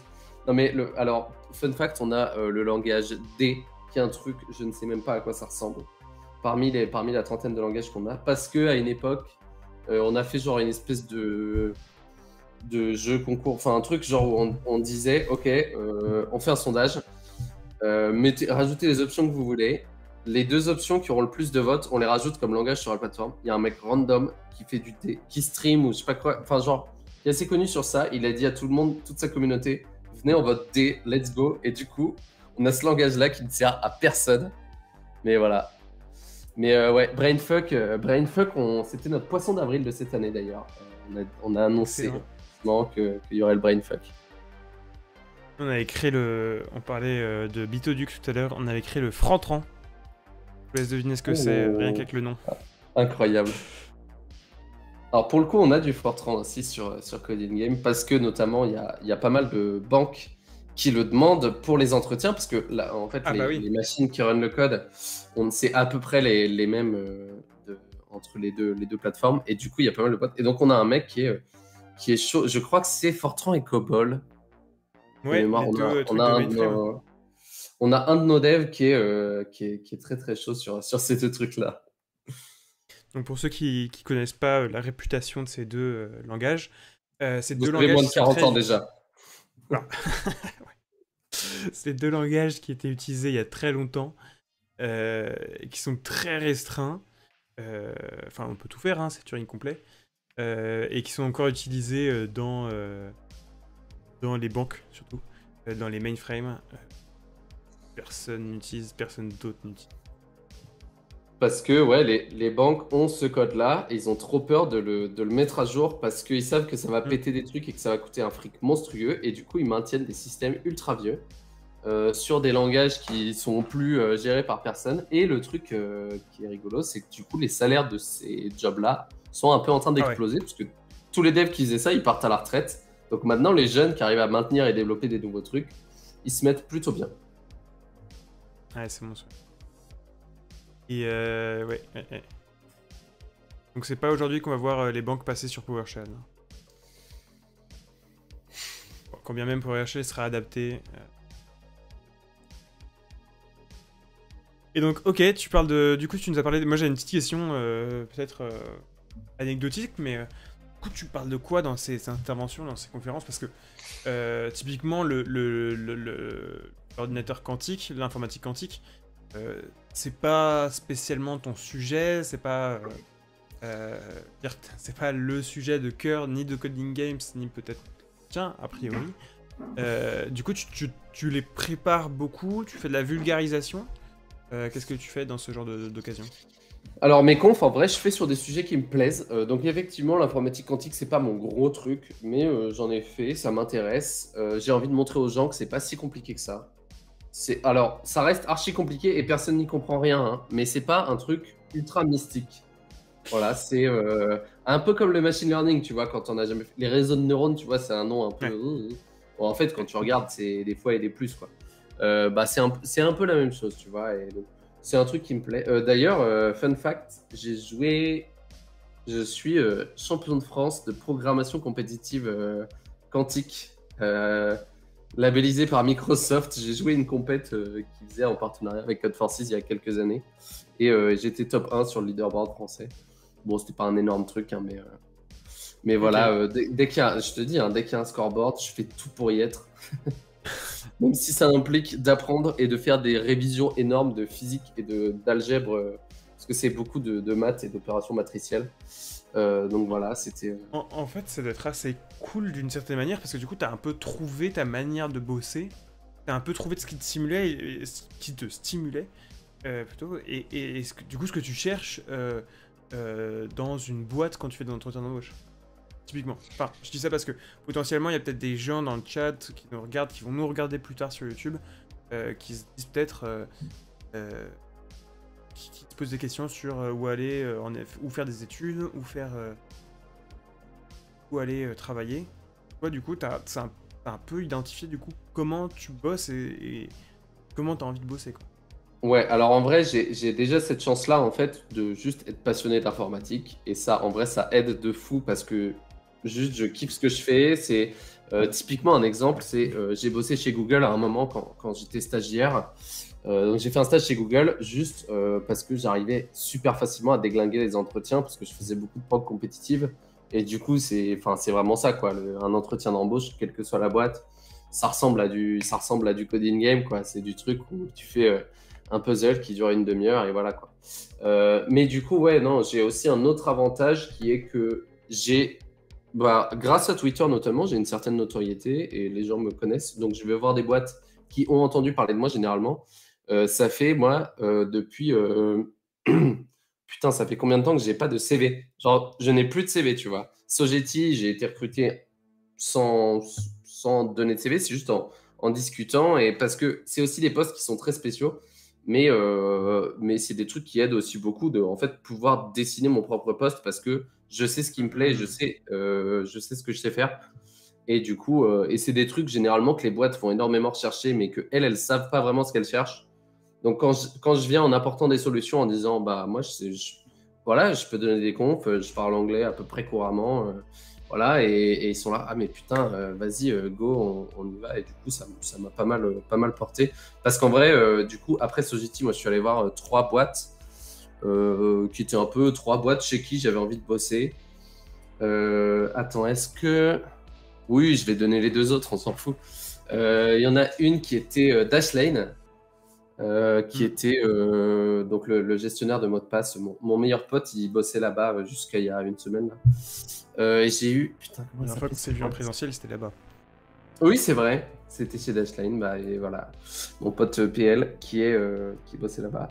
Et aussi... Ah, je me souviens plus du nom de la boîte. Merde. C'est ceux qui ont organisé le challenge d'IA du FIC de l'an dernier. J'avais bien aimé ce qu'ils faisaient. C'est une boîte de conseil en IA. Et toutes ces boîtes, en fait, je suis allé les voir. Ils n'avaient pas de poste ouvert pour ça, tu vois. Et je leur ai dit, bah, moi, j'ai envie de faire ça. Et les 3 m'ont dit, m'ont plus ou moins accueilli à bras ouverts, quoi. Alors après, quand j'ai eu l'offre de Coding Game, j'ai dit aux 2 autres, merci, c'était sympa, on va s'arrêter là. Parce que, voilà, j'ai même pas cherché à savoir combien ils me proposaient ou quoi. Mais... Voilà, Quelques c'est un petits... peu... je glisse quelques petits disclaimers aux gens qui sont peut-être dans une phase où ils font des entretiens d'embauche. Commencez quand même par faire un CV. Oui. Non, mais ouais. Vous ferez ça quand vous aurez fait beaucoup de... quand vous aurez un compte Twitter qui marche très bien, peut-être. Et peut-être l'autre conseil aussi, c'est que moi, j'ai fait... À titre personnel, j'ai fait un peu la même chose. J'avais une idée assez précise de comment j'avais envie de travailler. Et je l'ai développé notamment en allant voir quand même pas mal de boîtes. Pour le coup, j'ai fait une douzaine d'entretiens peut-être. Même alors que j'avais quand même une idée très précise, rien que pour voir en fait ce qui existait et d'essayer de voir ce qu'on peut faire. Donc je pense que c'est bien aussi d'en faire quand même pas mal.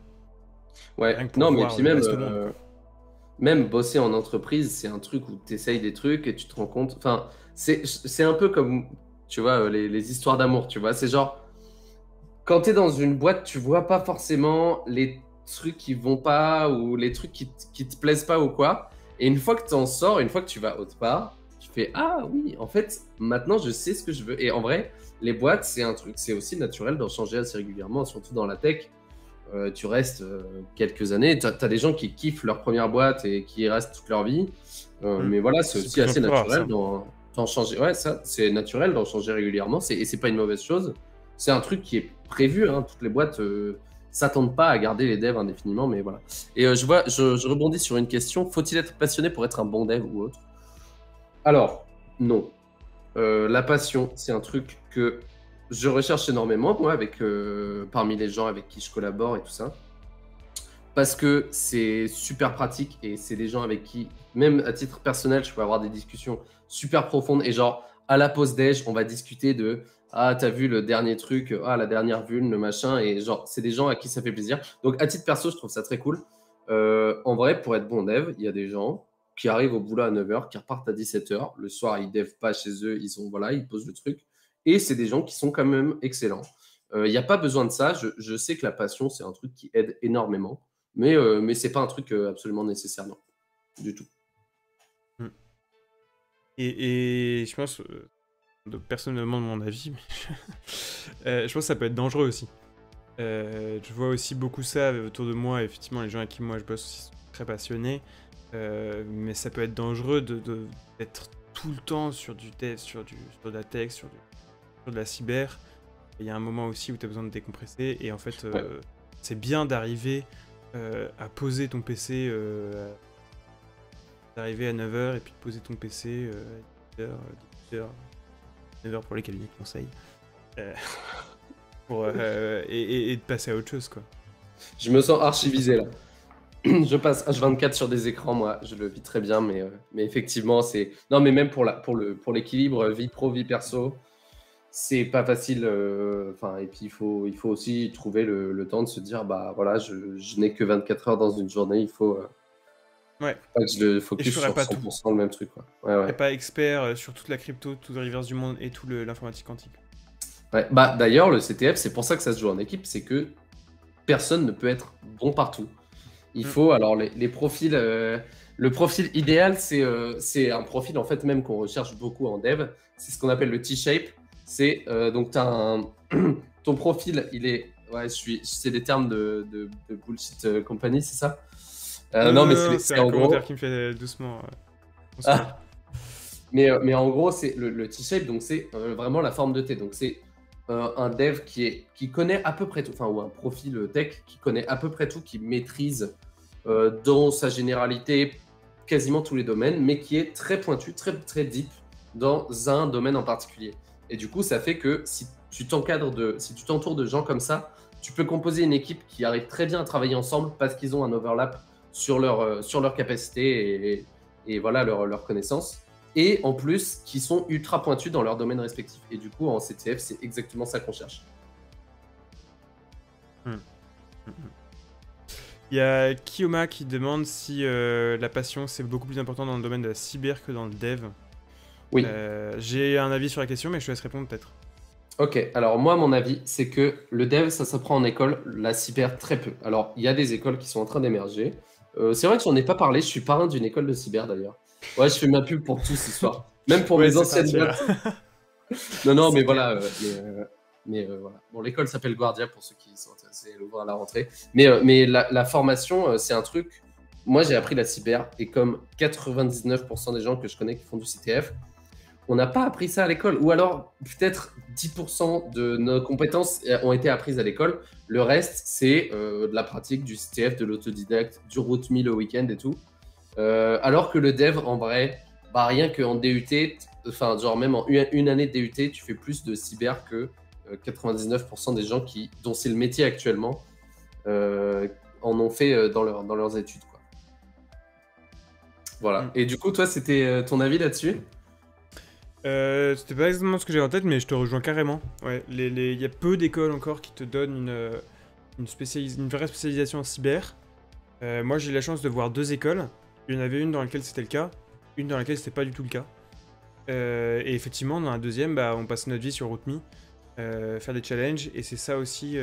Et en fait, malheureusement, aujourd'hui, il faut être passionné parce qu'effectivement, il n'y a pas assez d'offres en termes de formation, mais je pense que c'est en train de changer.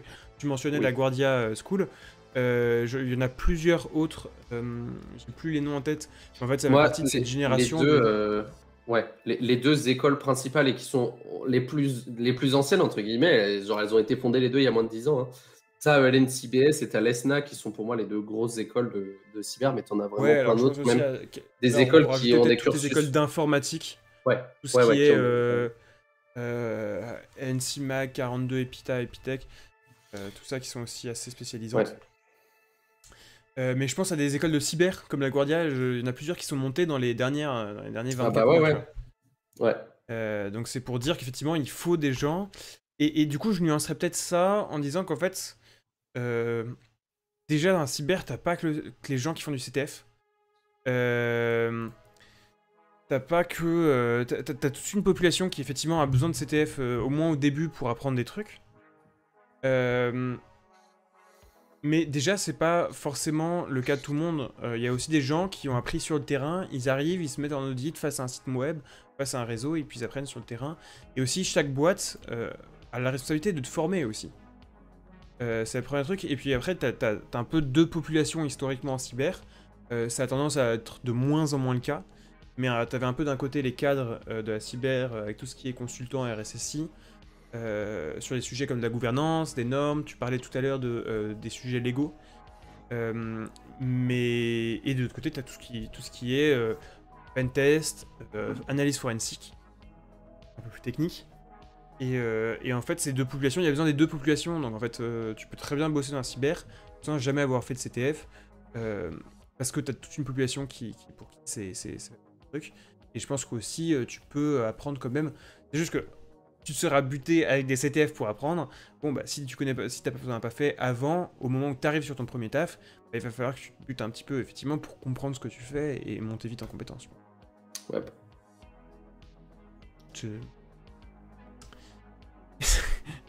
On a un certain Meazou qui dit et les CIA. Oui, aussi. On n'a pas cité toutes les écoles, François. Oui, il y a plein d'écoles. On va pas les citer toutes. J'ai peut-être quelques questions, puis tu vois qu'il ça fait 1h20 qu'on est en stream. Du coup, sur... je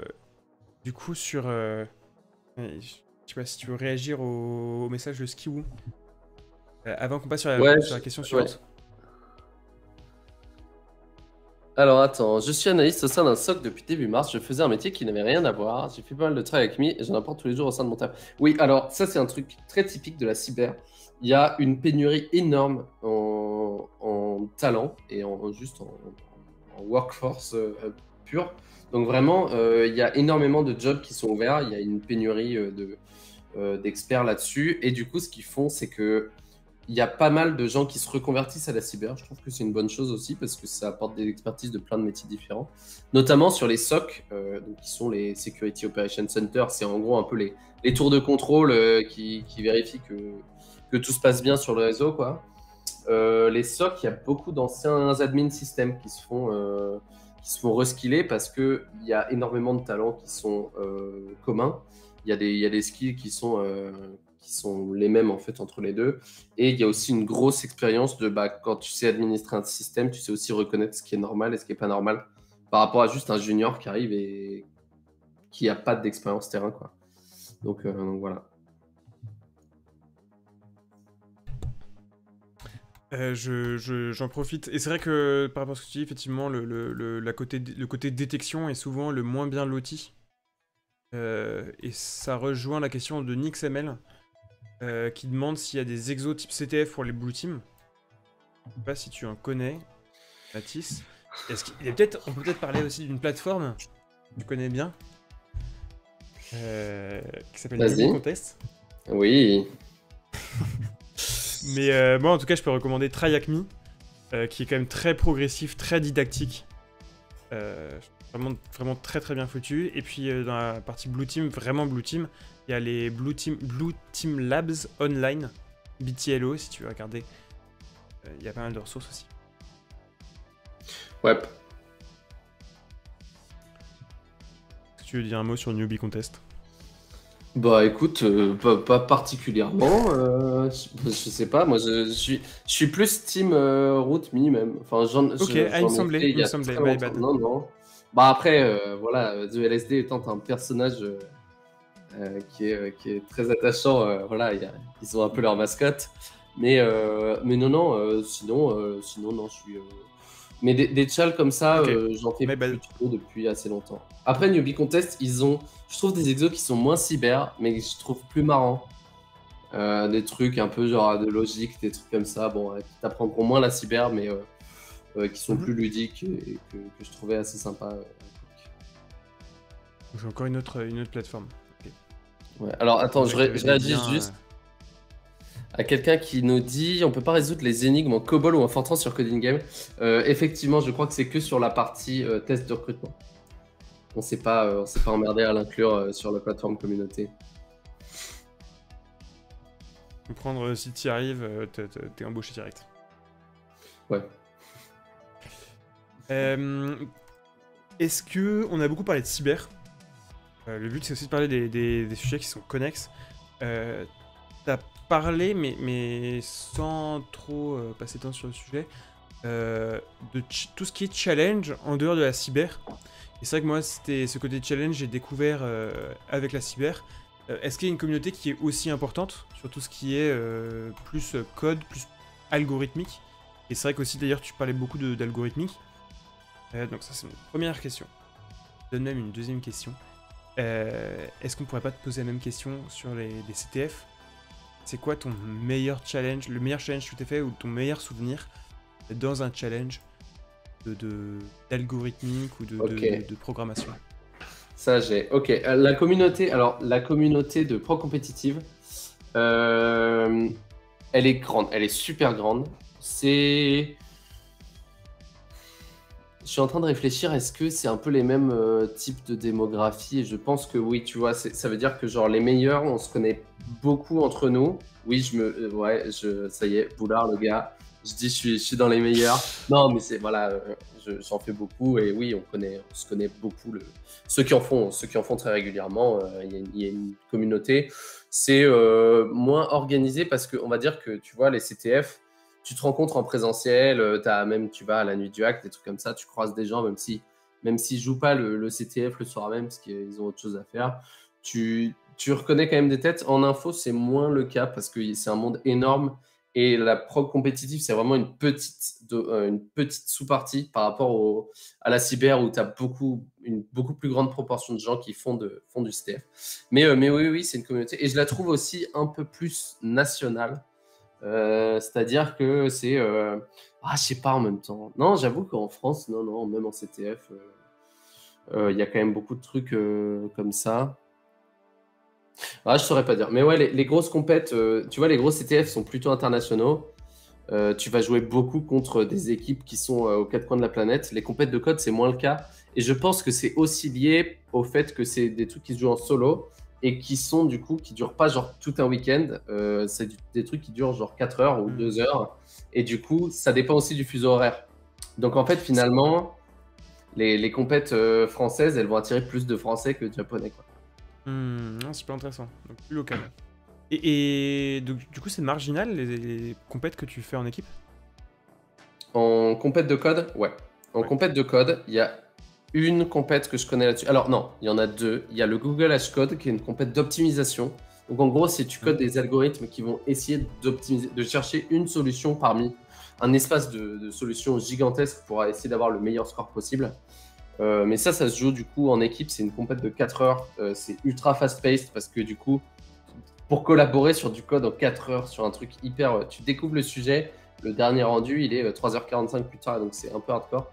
Mais sinon, il y a un autre truc, c'est les championnats d'Europe que je fais tous les ans en code. Alors maintenant, je suis plus participant parce que c'est un truc pour les étudiants, mais je suis coach et donc j'y étais encore il y a 3 semaines, là, c'était à Milan cette année. Les championnats d'Europe d'Algo, pour le coup, tu es à 3 personnes sur un seul ordi, t'as pas internet. Voilà, donc ça bourrine un peu. C'est... Voilà, Horrible. imaginez-vous un peu. C'est assez sportif. C'est un ordi qu'on te donne? Ouais, c'est un ordi. Typiquement, cette année, le layout des claviers était en QWERTY italien aussi, vu que c'était en Italie.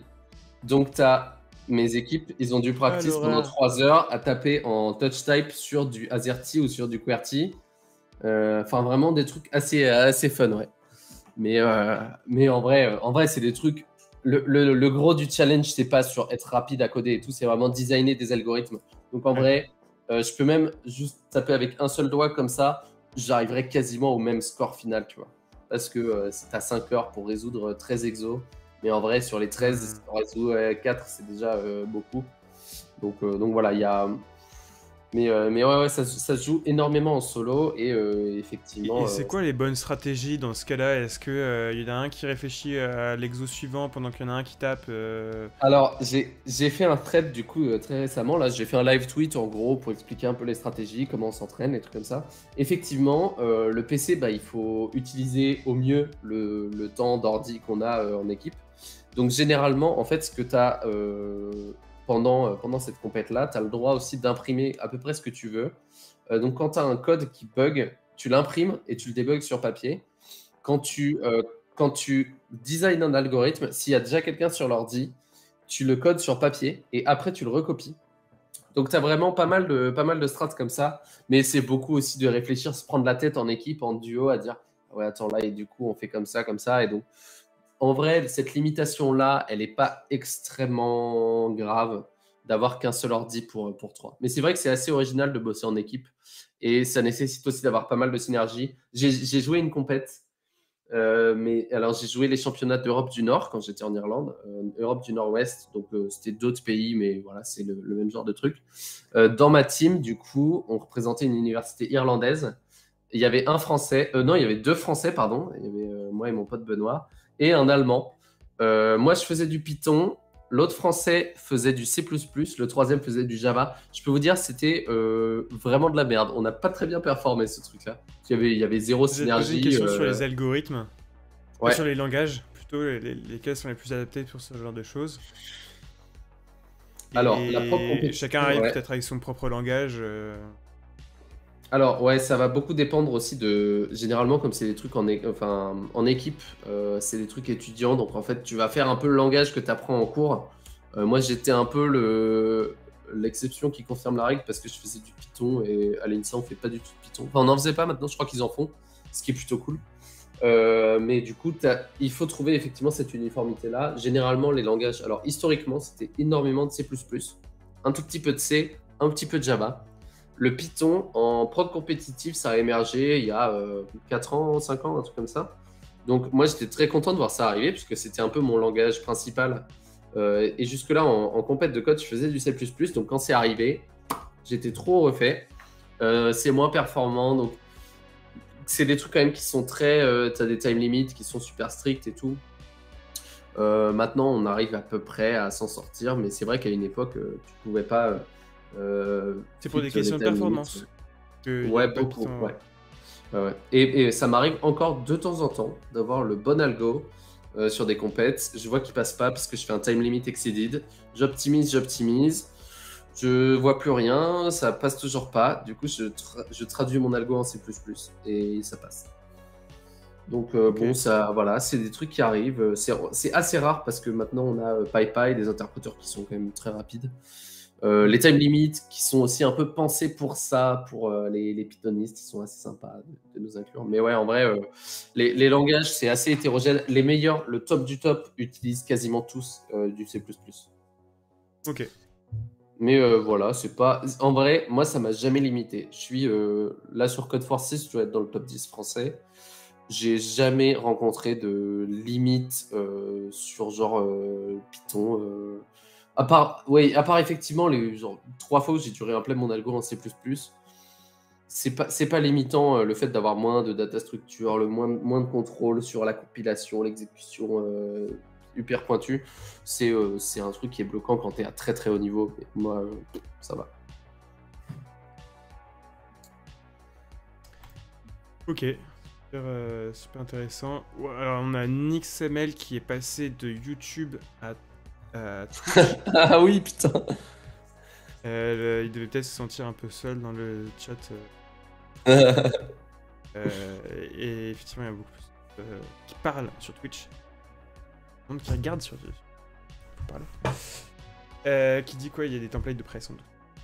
Oui, ouais, en fait, le C++ que tu as en compète, il ressemble à rien du tout par rapport à du vrai C++, parce que les gens, ils ont vraiment 300 lignes de code qui sont copier-coller dès le début.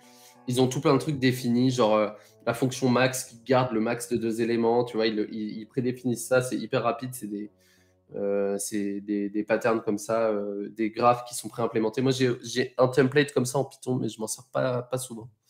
Mais ça peut servir des fois d'avoir ces structures de données qui sont déjà prêtes, que tu as sous le coude et que tu n'as pas à réimplémenter avec des erreurs et tout, quoi. Mais voilà. Okay, super intéressant. Peut-être, on va peut-être pas tarder, parce que l'objectif est peut-être faire 1h30 de stream et pas faire comme le premier stream où je commençais le stream en disant que ça allait être rapide, peut-être 30 minutes, et en fait, plot twist, ça a duré 2 heures. Ah ouais, je fais souvent ça. Et en plus, il est sur YouTube, donc tu sais, quand tu regardes le truc et que tu vois la barre en dessous qui te dit que ça dure 2h30, en fait, ah ouais. le gars commence par dire que ça va être rapide, c'est pas terrible. Une petite dernière question. Est-ce qu'on pose la question piège? Je prends la question à la volée de Chong Tiwang. Est-ce qu'il y a un site qui référence les associations de cybersécurité? Pas à ma connaissance. Après, techniquement, si tu vas voir sur CTF Time, qui est un peu le leaderboard universel des CTF, où en gros, dès que tu joues un CTF, il est référencé là-dessus. Tu as les noms des équipes qui sont souvent affiliées à des entités, des entreprises, des écoles, beaucoup. Et donc, en vrai, si tu vas voir le leaderboard français, tu cliques sur les équipes, peut-être tu peux trouver une asso qui est pas loin de chez toi. De toute façon, il y en a toujours, notamment dans les écoles. Alors, CTF Time, tu vas voir les assos de CTF. C'est pas Oui, les assauts de oui, sécu. oui, tout à fait. Ah ouais, c'est vrai. Non, malheureusement. Mais, enfin, en tout cas, à ma connaissance, je connais pas. Mais en fait, t'as beaucoup d'assauts. En fait, si tu regardes, moi j'ai rejoint récemment une asso qui s'appelle le CEF6, qui est un peu pour l'inclusion des jeunes et des femmes dans la cyber. Mais en fait, t'as plein d'assauts qui existent à droite et gauche. T'as aussi une. Je pense dans les bonnes ressources, en fait, souvent il suffit de regarder aussi qui va dans les forums. Typiquement, le FIC et le STIC. euh, Tu vas, si tu cherches plus d'assauts dans la partie gouvernance, et puis le hack, et puis je pense qu'on peut citer la Gréac, et puis peut-être la Barbac. Vous avez vu que c'est quand même un thème, il y a des thèmes assez précis sur les Soit noms. c'est fini en hic, soit c'est fini en hack. C'est ça. C'est ça le. C'est comme les. T'as deux peuples d'Astérix en fait. Alors je prends la certification Cisco. Je sais pas si Mathis, tu as un avis sur les certifications Cisco. Moi, J'en ai pas. Absolument pas. Voilà. Eh bien, j'ai envie de dire bon courage. Tout ça te sauve parce que j'allais poser la question un peu piège, Mathis. Donc toutes ces questions te C'est sauvent quoi un comme peu. question piège? Bah, pose-la Ça moi va- maintenant et comme ça parle de me fait QR pas bien code. réfléchir. Ah! Oh, Ça- mais trop bien! Attends, c'est pas du tout une question piège, j'adore ça. Peut-être on peut rappeler ce qui s'est passé, l'histoire du QR code. Oui! Alors, ah Et bah, pourquoi cette question peut être considérée comme une question. voilà. Il devient quoi d'ailleurs, Jean Castex?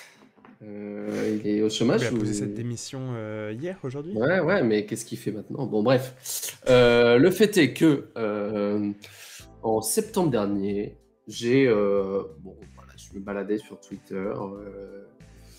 Je sais plus trop comment, mais j'ai découvert que sur un article de presse, il y avait une photo d'un QR code. Alors, j'avais beaucoup fait un peu de dosint entre guillemets pour chercher, pour trouver des articles qui publiaient des QR codes de passe sanitaire et tout, et les pointer du doigt et dire mais vous êtes con ou quoi? Jusqu'à ce qu'un jour je tombe sur un article France TV Info. Un énième passe sanitaire. Bon, je regarde, est-ce qu'il est valide? Est-ce que c'est un vrai? Je le scanne. Qu'est-ce qui apparaît sur mon téléphone? Jean Castex. Ils avaient mis le putain de QR code valide du Premier ministre sur un article de presse. Personne ne s'en était rendu compte. Ah, si, il y avait un mec qui s'en était rendu compte, pardon. Je l'ai découvert après coup. Et du coup, qu'est-ce que je fais? Je le tweet, je fais hey, Jean Castex, il se passe quoi là? J'ai votre QR code et j'ai mis un truc. Le message était assez arrogant en disant si vous avez besoin d'aide en cybersécurité, vous m'appelez. Alors qu'en vrai, il n'y avait rien. Bon, oui, ok, en data leak un peu, mais bon, en vrai, il n'y avait pas grand-chose. Et ça a généré un paquet de buzz. Et notamment des gens qui disaient ah, t'es un cowboy, tu fais ça que pour l'ego et tout ça. Voilà. Et du coup, bon, bref, une longue histoire. Disons qu'en fait, ça fait. Il y a pas mal de réactions qui ont été assez. Il y a eu beaucoup de réactions. Ça peut s'expliquer parce que c'est un débat assez classique sur à quel point quelqu'un qui fait de la sécurité doit s'exprimer et publier des vulnérabilités. Ouais. Sachant c'est pas une mission, c'est pas quelque chose qui lui a été demandé. C'est un débat assez long qui n'est peut-être pas Ouais, l'objet la de responsible cette disclosure, discussion. effectivement. Et bon, c'est un truc sur lequel, effectivement, moi j'étais 100% dans le cadre légal. C'était un peu fait à la mode cowboy. Surtout, en fait, je pense que mon erreur, ça a été de le faire un week-end parce que je sais que ça a activé pas mal de services au sein du gouvernement. Mais voilà, après, non, je ne regrette rien, c'était rigolo. Et d'ailleurs, je ne l'ai pas publié, mais j'ai trouvé une deuxième vulne qui m'a permis, après que le pass de Castex soit mis en blacklist, de quand même le récupérer et qu'il soit valide, donc de l'avoir une deuxième fois. Mais voilà, j'ai publié le fait qu'il y avait ce truc-là, c'est une vulne connue, mais voilà, je voulais pas me faire exécuté par la DGSI qui connaît mon adresse. Ouais, à mon sens, je pense que le passage par Twitter a peut-être... Oui. T'as raison aussi. Non, mais puis aussi, il y a un peu ces histoires de personnalité et d'ego qu'on connaît. Et voilà, certaines personnes dont je fais désormais partie qui sont régulièrement critiquées pour avoir un peu une... Je pense que malheureusement ça fait partie de la cyber aussi en fait. T'as le côté... avec de la cyber, tu peux gagner des accès que tu n'es pas censé avoir. Ouais, Ça peut donner... C'est pas pour rien que dans Mister Robot, c'est pas pour rien qu'on a fait 4 saisons. Voilà. Sans rien dire de ce qui se passe dans la série, c'est pas pour rien que ce personnage est assez cool, qu'il est fascinant et que la série est cool. Ouais. Voilà. On peut peut-être prendre quelques questions du chat. Je pense qu'il y a une grande discussion là entre Ryan et The Warty. Pour répondre très rapidement, peut-être Ryan on dit qu'il aimerait faire un DUT, une école d'ingénieur en alternance. Moi je pense que c'est un super projet. Je pense qu'il n'y a pas de souci et pour l'emploi il n'y a pas de souci. Je sais pas ce que tu en penses, mon projet, vais-je trouver du travail? La réponse est oui. Même probablement tu auras du travail avant la fin de tes études si c'est un cursus pas trop nul et que tu le prends sérieusement. Il n'y a généralement aucun souci. Alors, le truc de trouver du travail, il faut faire gaffe où, parce qu'il y a plein de boîtes qui sont... alors, désolé, je tape un peu dedans, mais il y a pas mal de boîtes de conseils qui voilà, se font de la thune sur la cybersécurité, qui se foutent un peu de la gueule de leurs employés, ce qui n'est pas le cas de tout le monde. Mais voilà, il faut faire gaffe parce qu'il y aura beaucoup d'offres et il y aura des trucs qui ont l'air alléchants et voilà. Mais il y a énormément de jobs qui sont ultra kiffants en sécu, donc c'est forcément un bon projet. Je suis pas sûr de voir ton point. Je pense que, enfin, c'est pas ce soir le live. On a pas eu de taper sur la boîte de conseil. Ça arrive peut-être plus tard.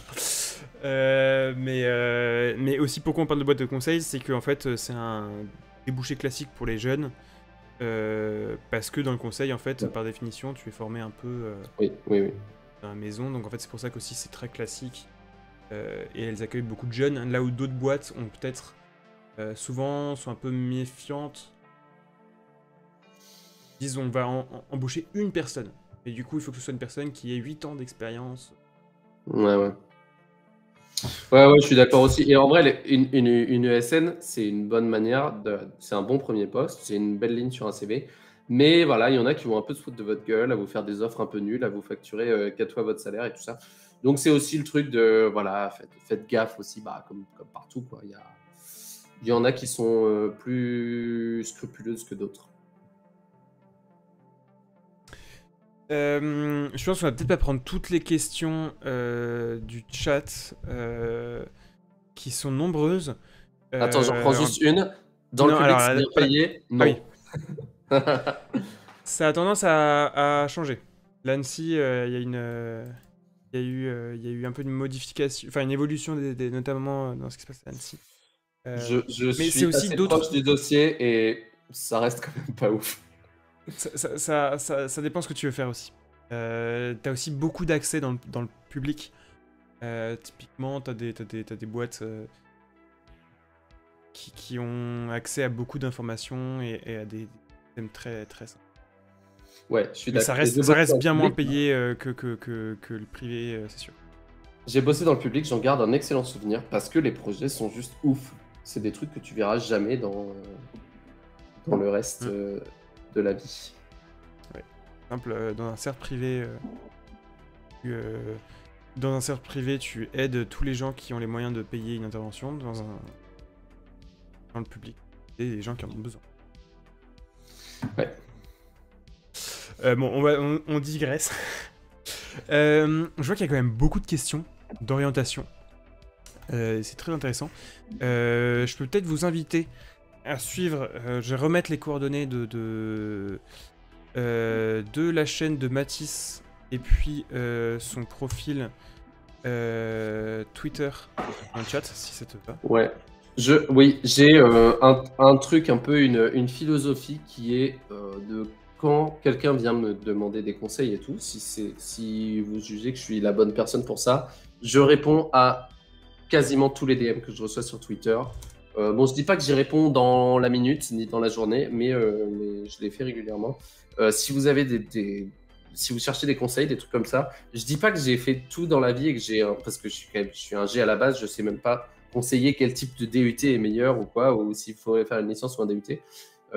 Mais il y a quand même voilà, j'ai un petit peu d'expérience là-dedans, et donc si vous avez quoi que ce soit, ou vous vous posez des questions, même sur la cyber, de quels sont les sites pour commencer, ou voilà.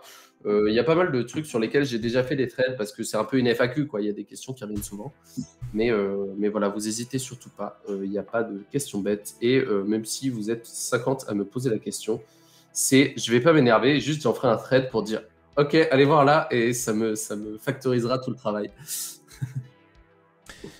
Je fais aussi, j'explique aussi ma philosophie. J'ai créé un Discord pour la chaîne. On n'est pas encore nombreux, mais n'hésitez pas à rejoindre le Discord. Et en fait, c'est pas encore complètement clair ce qu'on va y faire dessus, mais notamment, je vois qu'effectivement il y a des questions sur l'orientation qui reviennent souvent en live. Donc peut-être je vais faire un channel sur l'orientation. Et puis de manière générale, pour qu'il y ait pas mal de questions. Il y a beaucoup de communautés en France, en cyber, il y a beaucoup de Discord, mais la particularité de Pouvoir Info, c'est un peu le côté grand public et pour les gens qui veulent s'intéresser à la sécurité. Donc n'hésitez pas à le rejoindre. Et puis aussi, dessus, ça peut aussi être l'occasion d'exprimer ce que vous voulez voir, vous, dans les prochains lives et sur les prochaines vidéos. Je conclus un peu en parlant des prochains événements sur Pour Info. Ce que je vous propose, c'est la semaine prochaine de faire un petit live hack. Donc, soit sur du Pico CTF, soit sur du Hack the Box. Je pense que je n'aurai pas le temps de faire le setup Hack the Box, donc ça va être du Pico CTF. Et la semaine d'après, on reçoit le calendrier. On reçoit un certain Victor Chomel. Et alors pour la petite info, je vous tease un peu. Victor Chomel, on était dans la même école ensemble, et en fait j'ai regardé le reportage d'Arte qui s'appelle La fabrique de l'ignorance sur la désinformation en ligne. Et il y a un passage où il y a une équipe de chercheurs qui regardent les trafics l'influence sur Twitter, et je reconnais ce gars qui est en thèse au CNRS sur l'influence et les stratégies de manipulation sur Twitter. Donc on va le recevoir dans 2 semaines. Trop stylé. Voilà pour le programme qui va arriver. Merci à tous d'être venus. Merci en particulier à toi, Mathis, d'avoir partagé avec nous ton expérience et puis ce que tu fais et ce que t'as apprécié dans ce monde. Et puis écoutez, je vous souhaite à tous d'avoir ce même kiff, cette même découverte comment dire, cette même découverte de tout ce monde des challenges, de hacking et de propagation. Et puis il faut faire sur Twitch, il faut faire un raid. Ah ouais. Voilà. On va raid qui? Une excellente question. Alors Mathis, si tu as des idées... Attends, je regarde. Moi, tu stream en quelle catégorie? Science and Tech? Ouais, Science and Tech. Ouais. Moi, ce que je fais à la fin de mes lives, ouais, je trouve une chaîne qui a l'air stylée dans cette catégorie-là, et puis en français généralement. Ah, il y a Yodim qui Twitch. Donc Yodim, il fait partie du collectif POC Science. Je connais très mal parce que j'ai rejoint récemment un peu la communauté. Mais ça fait du Blue Team. Disnome. Alors on va aller regarder tout ça. Sinon Yodim, qui est un grand ténor de la communauté de POC Science, que je vous encourage à aller regarder. C'est tous les gens qui font de la vulgarisation sur, sur Twitch. Et c'est pas mal. Alors on a Top Clean qui parle de regex et de nombres premiers. Intéressant. Alors il faut regarder un peu depuis combien de temps ils sont en stream aussi. 10 Gnome. Bien, je ne connais pas. Il fait du Try Hack Me. Je reconnais tout de suite la police. Et on va voir ce que fait Yodim.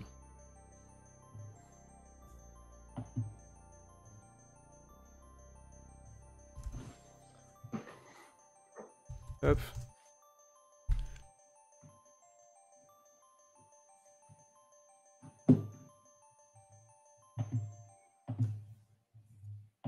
On a Corentin Buty aussi qui fait du GeoGuessr.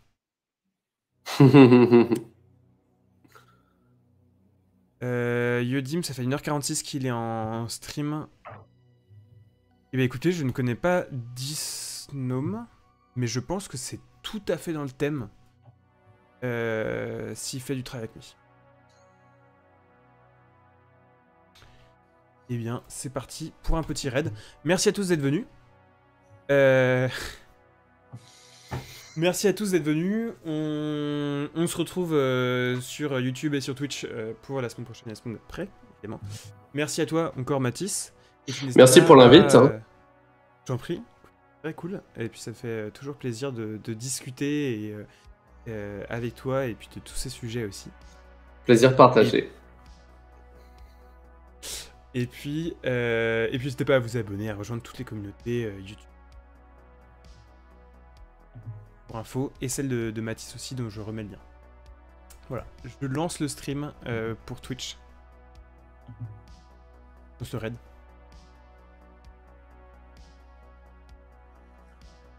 Si je fais pas de faute si je fais une faute d'orthographe dans le nom, et je sais pas où est-ce que vous arriverez.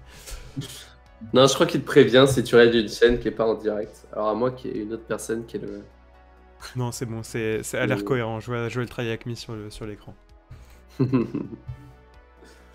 Excellent. Eh bien, merci à tous, et je vous souhaite à tous une excellente soirée. 15 viewers. Et merci à tous ceux qui sont sur YouTube. Bonne soirée.